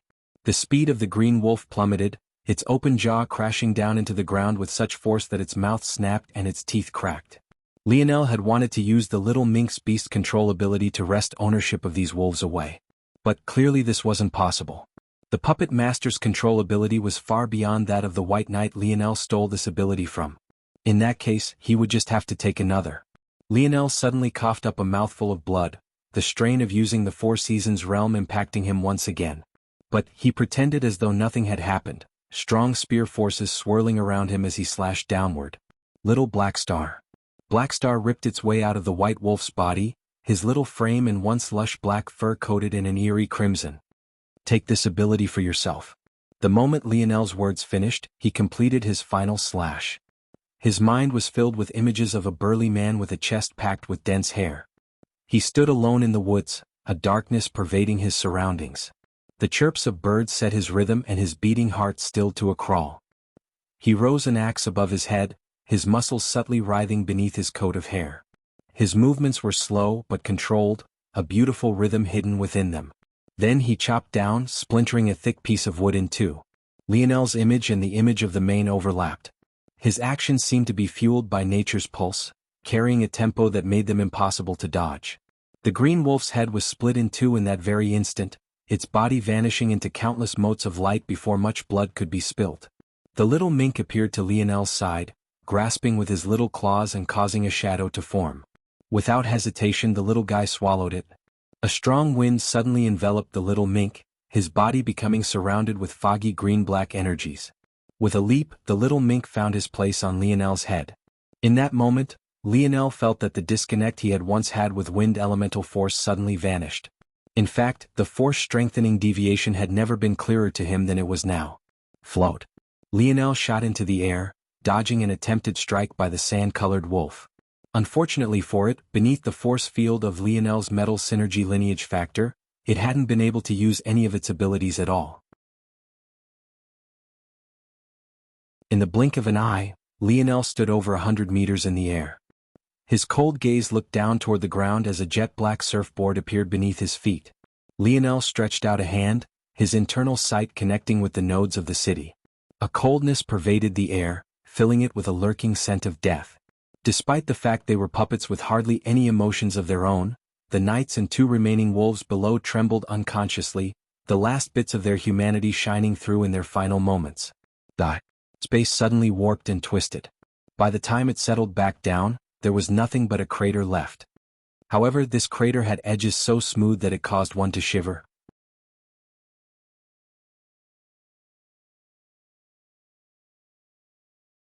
Chapter 556. Lionel breathed hard, his face paling somewhat. But soon he steadied himself, slowly descending. Within their homes, many peeked out to see what was happening after all the noise came to a stop. But all they saw was a singular young man, standing before a hole so smooth it reflected like a mirror.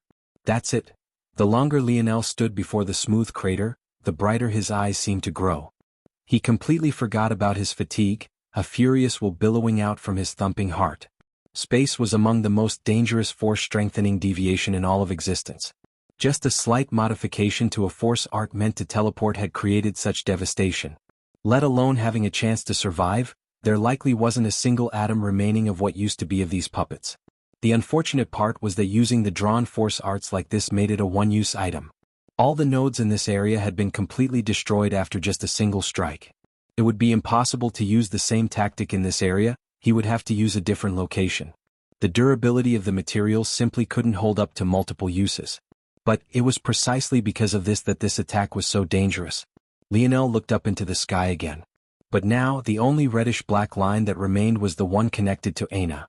Still, the puppet master was sorely mistaken if it believed it could possibly use Aina against him.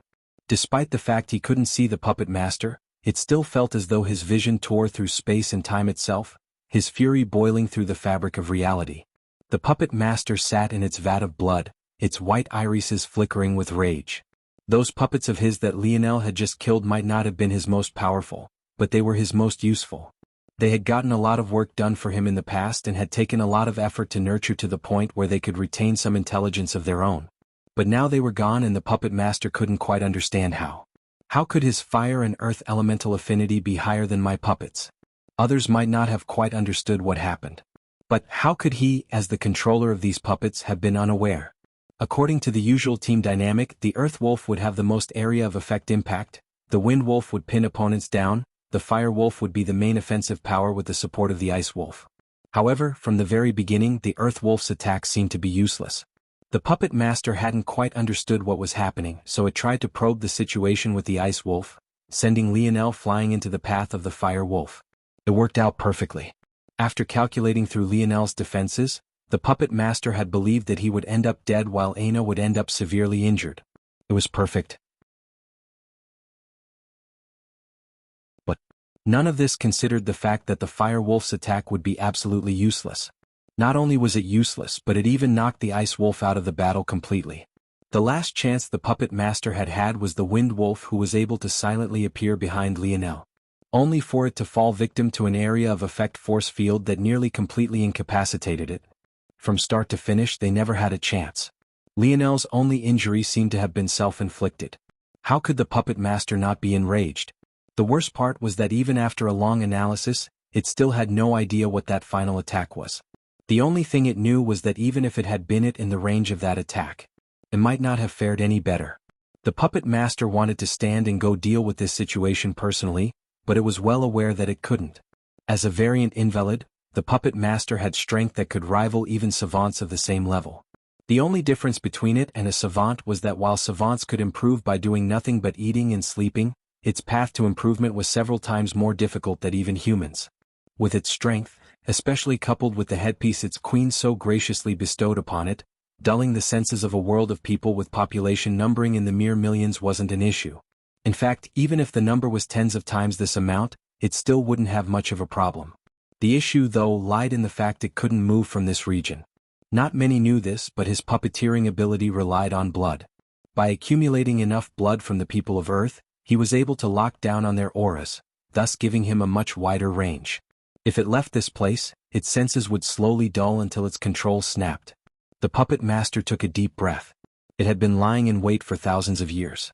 It had patience his fellow invalids never had. This was why it was on the cusp of success while they were all dead. It couldn't allow itself to make a mistake in these final moments. I've already locked onto her aura. It will be impossible for her to escape me. It won't be too late to bring her to my side when the capital falls. The puppet master sneered, looking down toward Lionel's gaze, its face twisting into a sinister expression. Looming giants shifted to its back, their slight movements causing the ground to quake. It seems that he succeeded. It's unexpected, though, that this legion wouldn't try to kick the empire while it was down.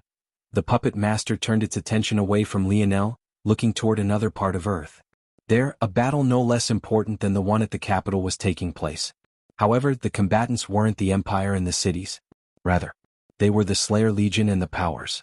And, unfortunately for the Slayer Legion, due to the puppet master's interference, they were faring even worse than the Empire's warriors.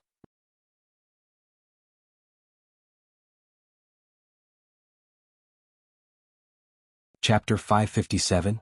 The battlefield was the ocean's surface. Warriors swept across, brandishing their weapons as best they could without proper footholds. It was clear that it was much more difficult to use the water's surface as an anchor point than it would have been real ground. Blood flew, coloring the deep blue waters a grotesque shade of purple. But just as quickly as these pockets of color formed, they were washed away, blending into the deep liquid body as though nothing had happened. Are these the so-called talents of Earth? Is this supposed to be a joke? Rainred Solar's expression was plastered with a sneer.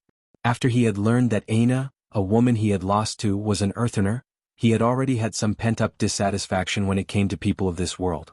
No matter how talented Earth was in their eyes, it was nothing but an upstart. How could it compare to their thousands of years of heritage? Did they have styles? Did they have force techniques of their own passed down by their ancestors? Did they even have their society built back to what it once was before the metamorphosis?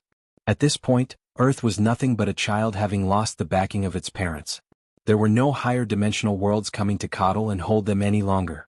They were on their own right now, yet they were supposedly better than them? Since when had the dimensional verse become such a joke? Jilnea's look of disdain was no less. On the ocean's surface, her false style was even stronger than it would be otherwise. Her every palm seemed to be able to reap another life, even if said life was over a dozen meters away. This battlefield had practically become a one-sided slaughter. The only issue with this is that if matters are really so easy, what are the odds the cities appreciate this favor of ours? Jilnea said offhandedly, reaping another life. Rainred's sneer deepened. Who cares what they think at this point? We're already here, aren't we? Since when have we feared what the cities think? Do we even need their opinion? At worst, we'll just share this new world with them just like we shared terrain previously. While the two spoke, Wheelis stood aside silently, scanning the battlefield with a hint of caution in his eye. As the one with the strongest sensory abilities among them, he could tell that these matters weren't so simple. There definitely seemed to be something wrong with the warriors of Earth, but he wasn't sure what it was. Is this the trump card of the cities? If that's the case, what's to stop them from using it against us? Jilnea, still sporting a look of disdain, sent a glance toward Wheelis. An ambiguous light flashed within her gaze, but she didn't say anything as she looked toward her distant father. Headfall seemed to understand what his daughter was trying to convey, but his calm smile revealed nothing else. It was clear that he wasn't very worried at all. Hutch looked over the battlefield with a frown, a sharp aura twirling around him. As a warrior with so much experience, he was the most aware when there was something wrong with his body. And at this moment there was most definitely something wrong. Yet, not only could he not seem to do anything about it, he wasn't even aware of what the main issue was to begin with. He found it completely baffling even with his years of life. So, this is the true dimensional verse. Hutch smiled bitterly, looking up at the sky to give his eyes a break from the carnage happening before him. He seemed to be the oldest he had been in a very long time, his wrinkles becoming far deeper and his eyes becoming more sunken.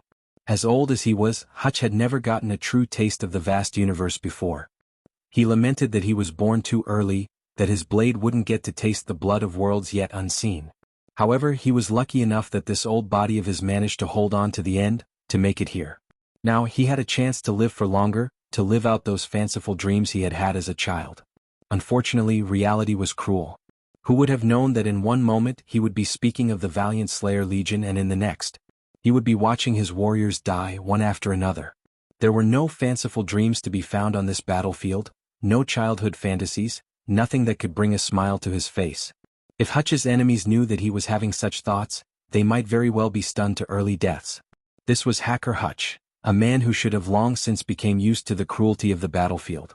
For a person like him, being shocked by blood and gore shouldn't have been possible, let alone being hurt by it. But this was very much different. The change was too abrupt. It felt as though what he had been looking for was right in the palm of his hands, only for it to be snatched before he could even think of making use of it. Hutch looked down at the blade in his hand. As the acting commander, it had yet to taste a thing from this battlefield. It remained silent, its bloodthirst restrained from the senses of those around it, the pitiful wails of Hutch's soul seemingly trapped within. I guess there's not much of a choice remaining. It's either we go all out or we all die here. Hutch brandished his machete. With a single step forward, the waters beneath him rippled outward before becoming still beyond compare. None of the battle around him seemed capable of affecting his territory in the slightest. He was Hacker Hutch. If death was waiting for him, he'd be the first to say hello.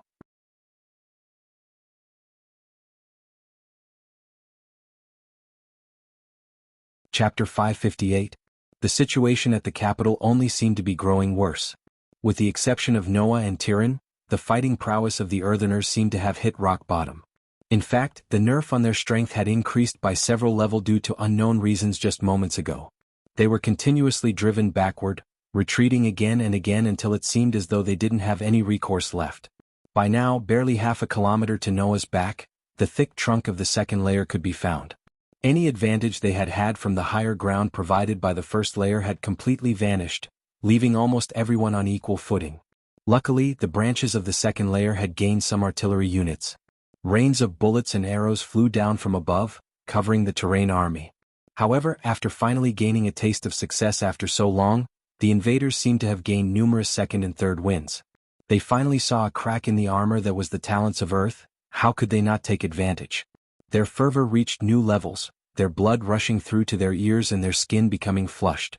War cries left their mouths one after another, bearing down on the capital with heavy steps. To Earth, they were defending their home, it was only right they had a fire lit in their bellies. However, to Terrain this was about their futures. All those who could fight on these battlefields were men and women who held astounding strength and power. They mingled with the upper echelons of society and saw Terrain for what it was, a dying world.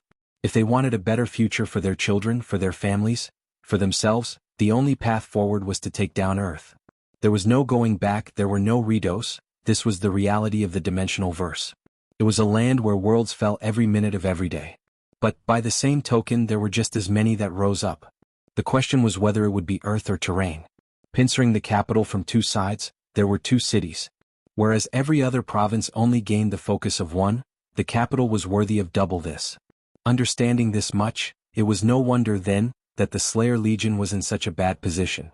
The balance of power on Terrain were the cities versus the powers. However, there were only 3 powers for 12 cities. The Slayer Legion was essentially facing half of Terrain's strength all on their own. Of course, things were actually more complicated than this. For one, the Slayer Legion wielded more strength than it seemed.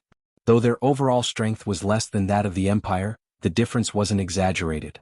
As a hidden trump card of the Ascension Empire, it was only right that they wield a certain amount of strength.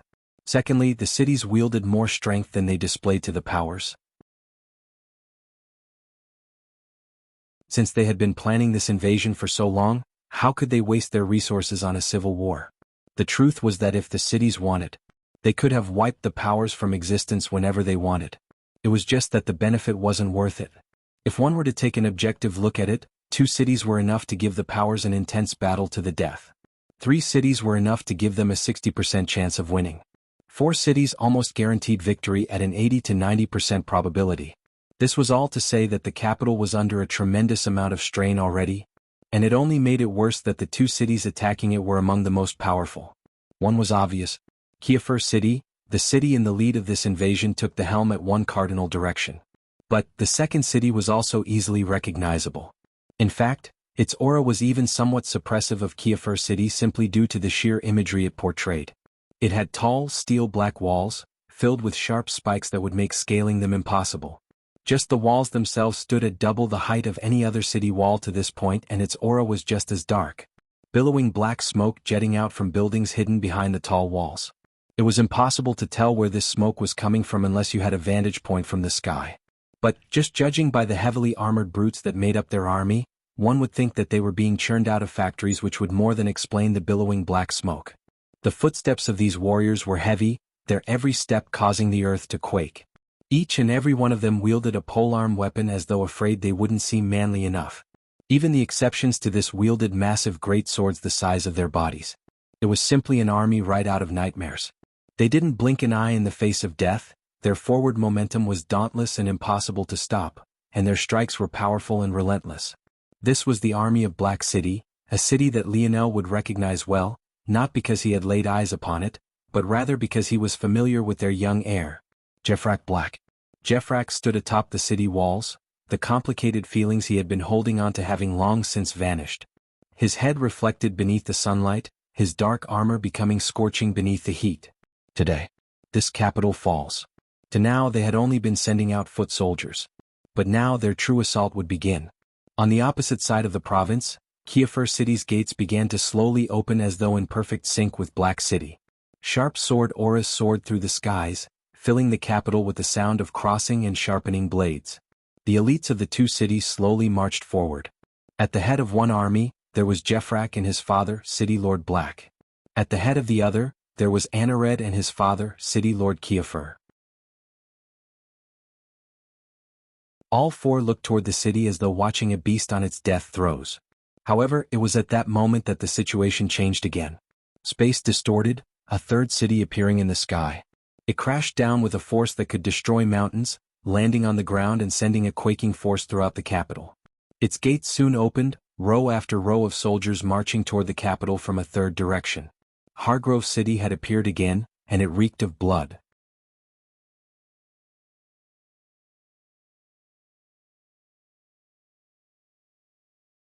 Chapter 559. Do not unlock him. Sorry, mistakes were Emity. The Fairy King's 11th son seemed to have trouble breathing. But he eventually shook his head and grit his teeth, his words eventually coming out in a steady flow. According to reports, littlest sister recently used her name to access one of our vaults in Osiris through the Mercenary Guild. She withdrew a small sum for unknown reasons. But regardless, she should be in Osiris right now. The Fairy King frowned. Osiris? Wasn't that the dream world formed by the Mercenary Guild? Why would his daughter be there? Unless she found her life partner? The Fairy King asked with a dark expression. We can't be sure, but after some digging we did find that she entered with a human boy. Find out this boy's information. The Fairy King replied, his voice tinged with a hint of cold. Osiris was a dream world. This essentially meant that it couldn't count as a location. Even if they knew she was in Osiris, there was no telling what world she had gone off to and where she was connecting to Osiris from. Since, in all likelihood, she was connecting to Osiris by proxy of this life partner, then the best way to find her was to find him. Then they could make a complicated matter simple. We've already tried, Father. But, the Fairy King's expression grew colder. But what? A chilly aura gripped the meditation room, refusing to let go. The information is sealed off. Then contact someone to unseal it. The Fairy King spoke of violating the core laws of the Mercenary Guild as though they were nothing. This was precisely why Ryu had known not to trust it and why he didn't dare to use his own bank accounts even after reincarnating. In the martial world, rules were only followed by the weak. The Fairy King might not have been a sky god, but just how many sky gods had there been in cultist clan history? Plus, with his current status, he could just barely carry just as much sway as a sky god could. This was how heavy his every word was. Something like unsealing classified information of a singular individual was no problem at all. This. Elipharan's 11th son hesitated again. What's the problem? Speak. Father, I already tried requesting such information already. Unfortunately, the information is sealed, even beyond what our word can unseal. It's likely that this boy has joined a faction. The Fairy King's expression flickered, a light of fury deep within them. A faction? Who cared? A damned faction dared to stand in the way of information about his daughter? Were they tired of living? Father, the situation is more complicated. The boy has joined the faction of the saintly weapon Sky God. That man has always been an eccentric and is practically impossible to contact. There's no telling where he is now. He has no subordinates, so the only person we can contact to release this information would be him personally. There aren't even any members running his faction at all. Our hands are tied. The Fairy King's expression twitched several times. It was clear his anger had reached the point of imploding, but he didn't know where to vent it. A sky god with no fetters like the saintly weapon Sky God was the most difficult to deal with. If such an existence was offended, who could bear the rage of a sky god without worries? The only thing that stopped sky gods with grudges against one another from acting indiscriminately were their families and descendants. No one wanted to see their hard work of countless epochs come crashing down before their eyes. However, what if a sky god didn't have such worries? Why him? The Fairy King's brow furrowed. As far as he was aware, the saintly weapon Sky God had only joined the mercenary guild due to convenience. After all, their restrictions on their members' are practically non-existent. Logically, such a person shouldn't accept anyone into their faction. So, how had this boy been accepted? Husband. At that moment, another woman walked into the meditation room. But, compared to how the others were treated, no one dared to get in the way of this woman. Everything from her gait to the slight swaying of her hips exuded perfection. This woman was none other than Elipharan's first wife, his queen and Ailsa's mother, Sasha Cultus. Sasha only had 2 children. One elder son and one youngest daughter. Unfortunately, her son had died to an incident that occurred long before Ailsa's birth. So, it was clear that even in comparison to the Fairy King, Sasha was even more concerned about the whereabouts of her daughter. Sasha? Is something the matter? Elipharan's expression softened considerably. He stowed away his coldness with an unnatural swiftness the moment he laid eyes on his wife. Where's my Ailsa? Sasha said softly. Though her demeanor was elegant, her expression seemed to carry a slight sickliness to them that made one want to protect her with all their might. Elipharan took a deep breath. I will find her. Sasha smiled somewhat bitterly. She had heard these words many times before, but they never came to fruition. Little Ailsa just doesn't understand. Elipharan sighed, rubbing his temples. Life partners seemed to be a great tradition of the fairies, but the truth was that this was only a responsibility of the commoners amongst fairies. Fairy royalty were far too valuable to simply hand away to an unknown life partner, and this was especially so for Ailsa. Not only was Ailsa the child of the Fairy King, but her mother was of a background that even the Fairy King himself always remained silent about. And as important as these matters were, Ailsa was also the most suited to take up his position once he chose to retire. With her talent, she shouldn't even be very far from having the strength necessary to accomplish this either. But after Ailsa found the notes left behind by her elder brother all those years ago, her feelings toward life partners seemed to take a complete turn around. Before them, as her parents could even comprehend the changes occurring to their daughter, Ailsa had disappeared to places unknown and had already been gone for over 9 cycles of 100 million years.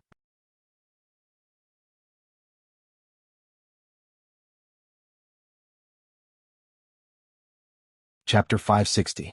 The appearance of a third city placed the already reeling capital even further onto its back foot. There were 4 city lords that stood above the rest. By some wisp of luck, Earth had managed to get rid of one of them in City Lord White. However, that unfortunately left 3 still remaining. And now, these 3 had all aimed their weapons toward the Ascension Empire's core. Hutch brandished his blade, his unkempt gray hair whistling in the wind like dried strands of straw. Blood caked his body, his rusted blade especially dripping with copious amounts.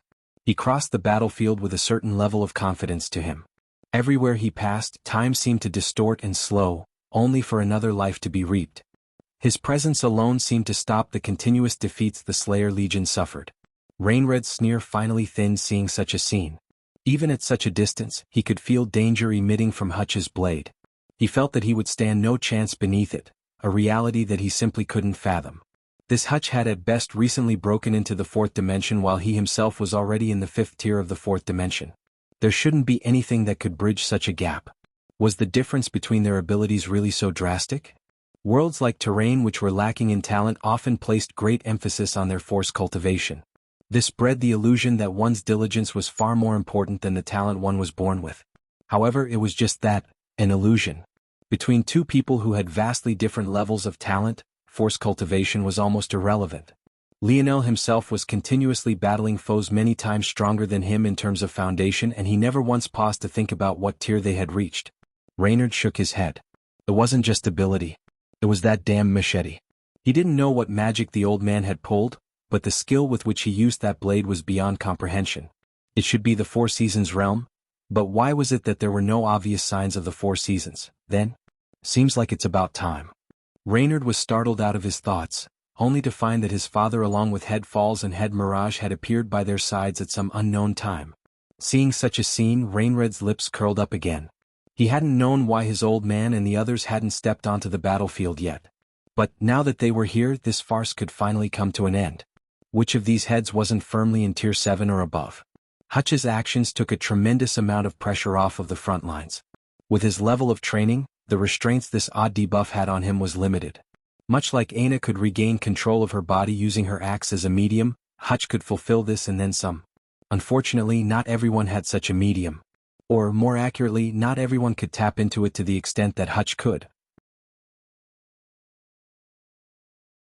Existences like Monet and the other new generation Supremes had received training since their youth, but with Earth still in the third-dimensional stage, communicating with Universal Force was hundreds of times more difficult back then. Hutch was practically the only one who could reach such a stage without issue. And even then, had he been born in a higher dimensional world, his achievements would still far outshine what he could accomplish now. Damned brats. Hutch growled. I told you all to not forget your training regimens after you gained your fancy new abilities, but what did you all do? Now look at you. Fury colored Hutch's gaze red. He screamed at the corpses floating on the water like a madman, his aura blazing. Monet bit down on her teeth hard, brandishing her fiery whip as she tried to support Hutch along with the other elites, but it was clear that her flames were even weaker than they had been when she met Lionel, despite the fact they had long since evolved to be tens of times stronger. Hutch's machete raged like a tornado of blades. His actions seemed no different from a butcher hacking meat, yet his crude style somehow became inescapable even to these well-trained soldiers of Terrain. Die. Hutch's billowing roars shook the battlefield, his shouts laced with anger. The veins across his wrinkled body pulsed, his strength seemingly fueled by his fury. Just as he was cutting through the front line of the enemy troops, three figures came dashing out of the army, each moving with such speed that the waters beneath their feet sliced apart as though a large blade ran through the surface. The closer one got to the fifth dimension, the larger the differences between tiers became. The difference between a Tier 5 entity like Reynard and a Tier 8 one like his father was akin to the vastness of the universe. It was simply like comparing a well-trained soldier to a man approaching godhood. Facing three such existences all at once, Hutch couldn't help but feel his hair prickle, his reddened gaze locking onto those before. To his back, there were thousands of weakened soldiers, each relying on these frail old shoulders of his. To his front, there was suddenly an enemy more powerful than any he had ever met, each of them with towering auras that had long since locked onto him. It seems that the cities have finally entered their end phase. Headfall said emotionlessly. Unless we want to watch from afar as they claim the capital for themselves, it's probably best that we move this along. Head Solar and Head Mirage rose an eyebrow, but didn't say much else after hearing this. Headfall stretched out his palm. Head Solar grabbed at air, causing a 2.5-meter-long halberd to appear. As for Head Mirage, she brought out an oddly flowing whip that sometimes appeared as is and at other times unfurled as though a silky cloth. They had all decided that Hutch was the greatest threat on this battlefield, so he had to die first. Near the back line of the army, fighting alongside the other youths, Ellerin slaughtered enemies that appeared before him with even more ease than his grandfather. At that moment, a talisman on his person suddenly lit up and a voice drifted to his ear.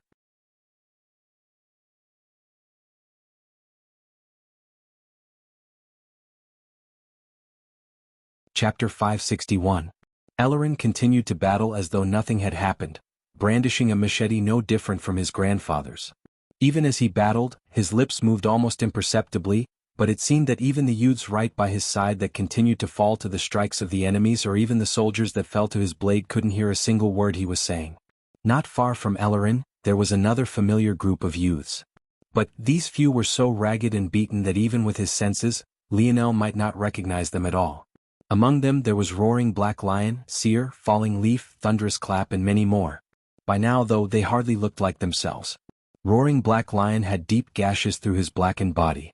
His lion's roar continuously rocked the battlefield, debuffing their enemies and strengthening his squad.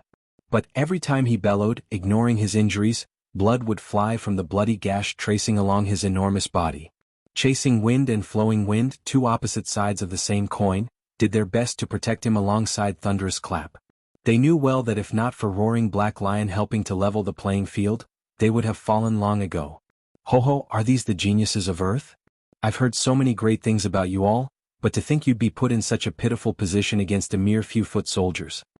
Rainred's voice drifted into the ears of the youths. Without having to worry about Hutch, crossing the battlefield to reach this point had been almost too easy. Reynard curiously eyed the youths on their last legs, his eyes no different from a predator eyeing his prey. Jilnia and Wheelis had gone off to other sections of the battlefield already, so he felt quite happy that he had this place to himself. Tell me, have you heard of a talent by the name of Aina Brazinger? Where is she? If you answer in a timely fashion, I want mine taking you in as servants.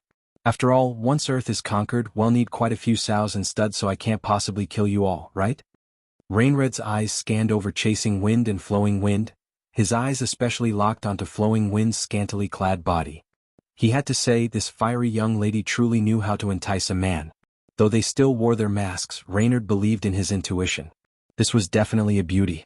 Not a single person answered Reynard, their steely gazes locked onto him like ravenous wolves. They had never heard of this Aina Brazinger before, but even if they had, they wouldn't sell her out to this piece of shit. Not answering? Rainred's voice gained a tinge of murderous intent. The sudden change to his aura made the battlefield freeze over. The soldiers of Terrain had long since known to stop attacking so as to let their young heir have his fun, but even they couldn't help but shiver. Rainred's strength was undeniable regardless of his character flaws. His rage alone seemed to slow the force in the region to a crawl. However, the youths remained silent, their jaws clenched. Ho. Reynard chuckled. Just when it seemed that Reynard would have to take action, a woman's voice called out anxiously. We've never heard of her, I swear. Please don't hurt me, I'll be a servant. The nervous chattering of the voice cut through whatever momentum and solidarity the youthful group had. Numerous gazes snapped over to the one who had been responsible for making them all seem so weak, only to find another familiar face on the end of it all, Pisces. Looks of disgust colored Roaring Black Lion and the others' faces. A few months ago, they got word that Lionel had defected from the Slayer Legion and was now a wanted criminal by their ranks. He even appeared alongside several Ascension Empire officials they were previously tasked to kill. When they found out the reason that he ended up being chased away, they learned that one of their Supremes had asked him to hand in a treasure of his. This all left them baffled because they were certain that the Supreme had never personally laid eyes on the treasure because not only was Lionel not a part of their district, but he had also only recently joined their legion to begin with. Lionel had only been able to participate in 2 events, one of which was a tournament and the second of which was Project Hunt. Since he hadn't used the dictionary during the tournament and had only brought it out to save their lives on the island, that could only mean that it was someone who told the Supreme about his treasure. After reaching this point, they ran into a dead end. There were dozens of them who had survived, finding out which one it had been was almost impossible. But among the group of surviving youths, there was a young man with a deduction ability. According to his calculations, there was a 97% chance that the traitor who divulged Lionel's secrets was none other than this Pisces right before them. Unfortunately, there was nothing they could do about it. They couldn't reprimand a Supreme with their standing. The best they could do was ostracize Pisces and make their displeasure known. But who would have known that it would come back to bite them? Pisces was among the most powerful on this battlefield due to her water-related abilities, but she hardly raised a finger to protect anyone but herself. Her selfishness caused their casualties to be far beyond what they should have been. And now she was betraying them all again. Even if they didn't know who this Aina was, They felt it was a matter of principle and Pisces had spit in the face of it again. Reynard tilted his head, curiously observing Pisces. Seeing that her figure was also enticing, he couldn't help but lick his lips. "Come over here." Pisces trembled but eventually moved forward, allowing her chin to be caressed and her mask to be slowly removed.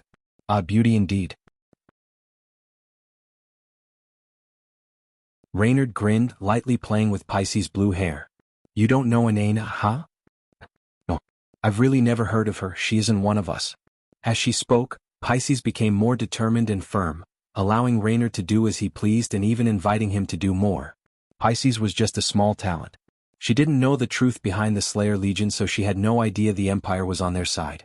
All she saw was a devastating losing battle being fought against a world many times more powerful than them. She had no intention of going down with the ship.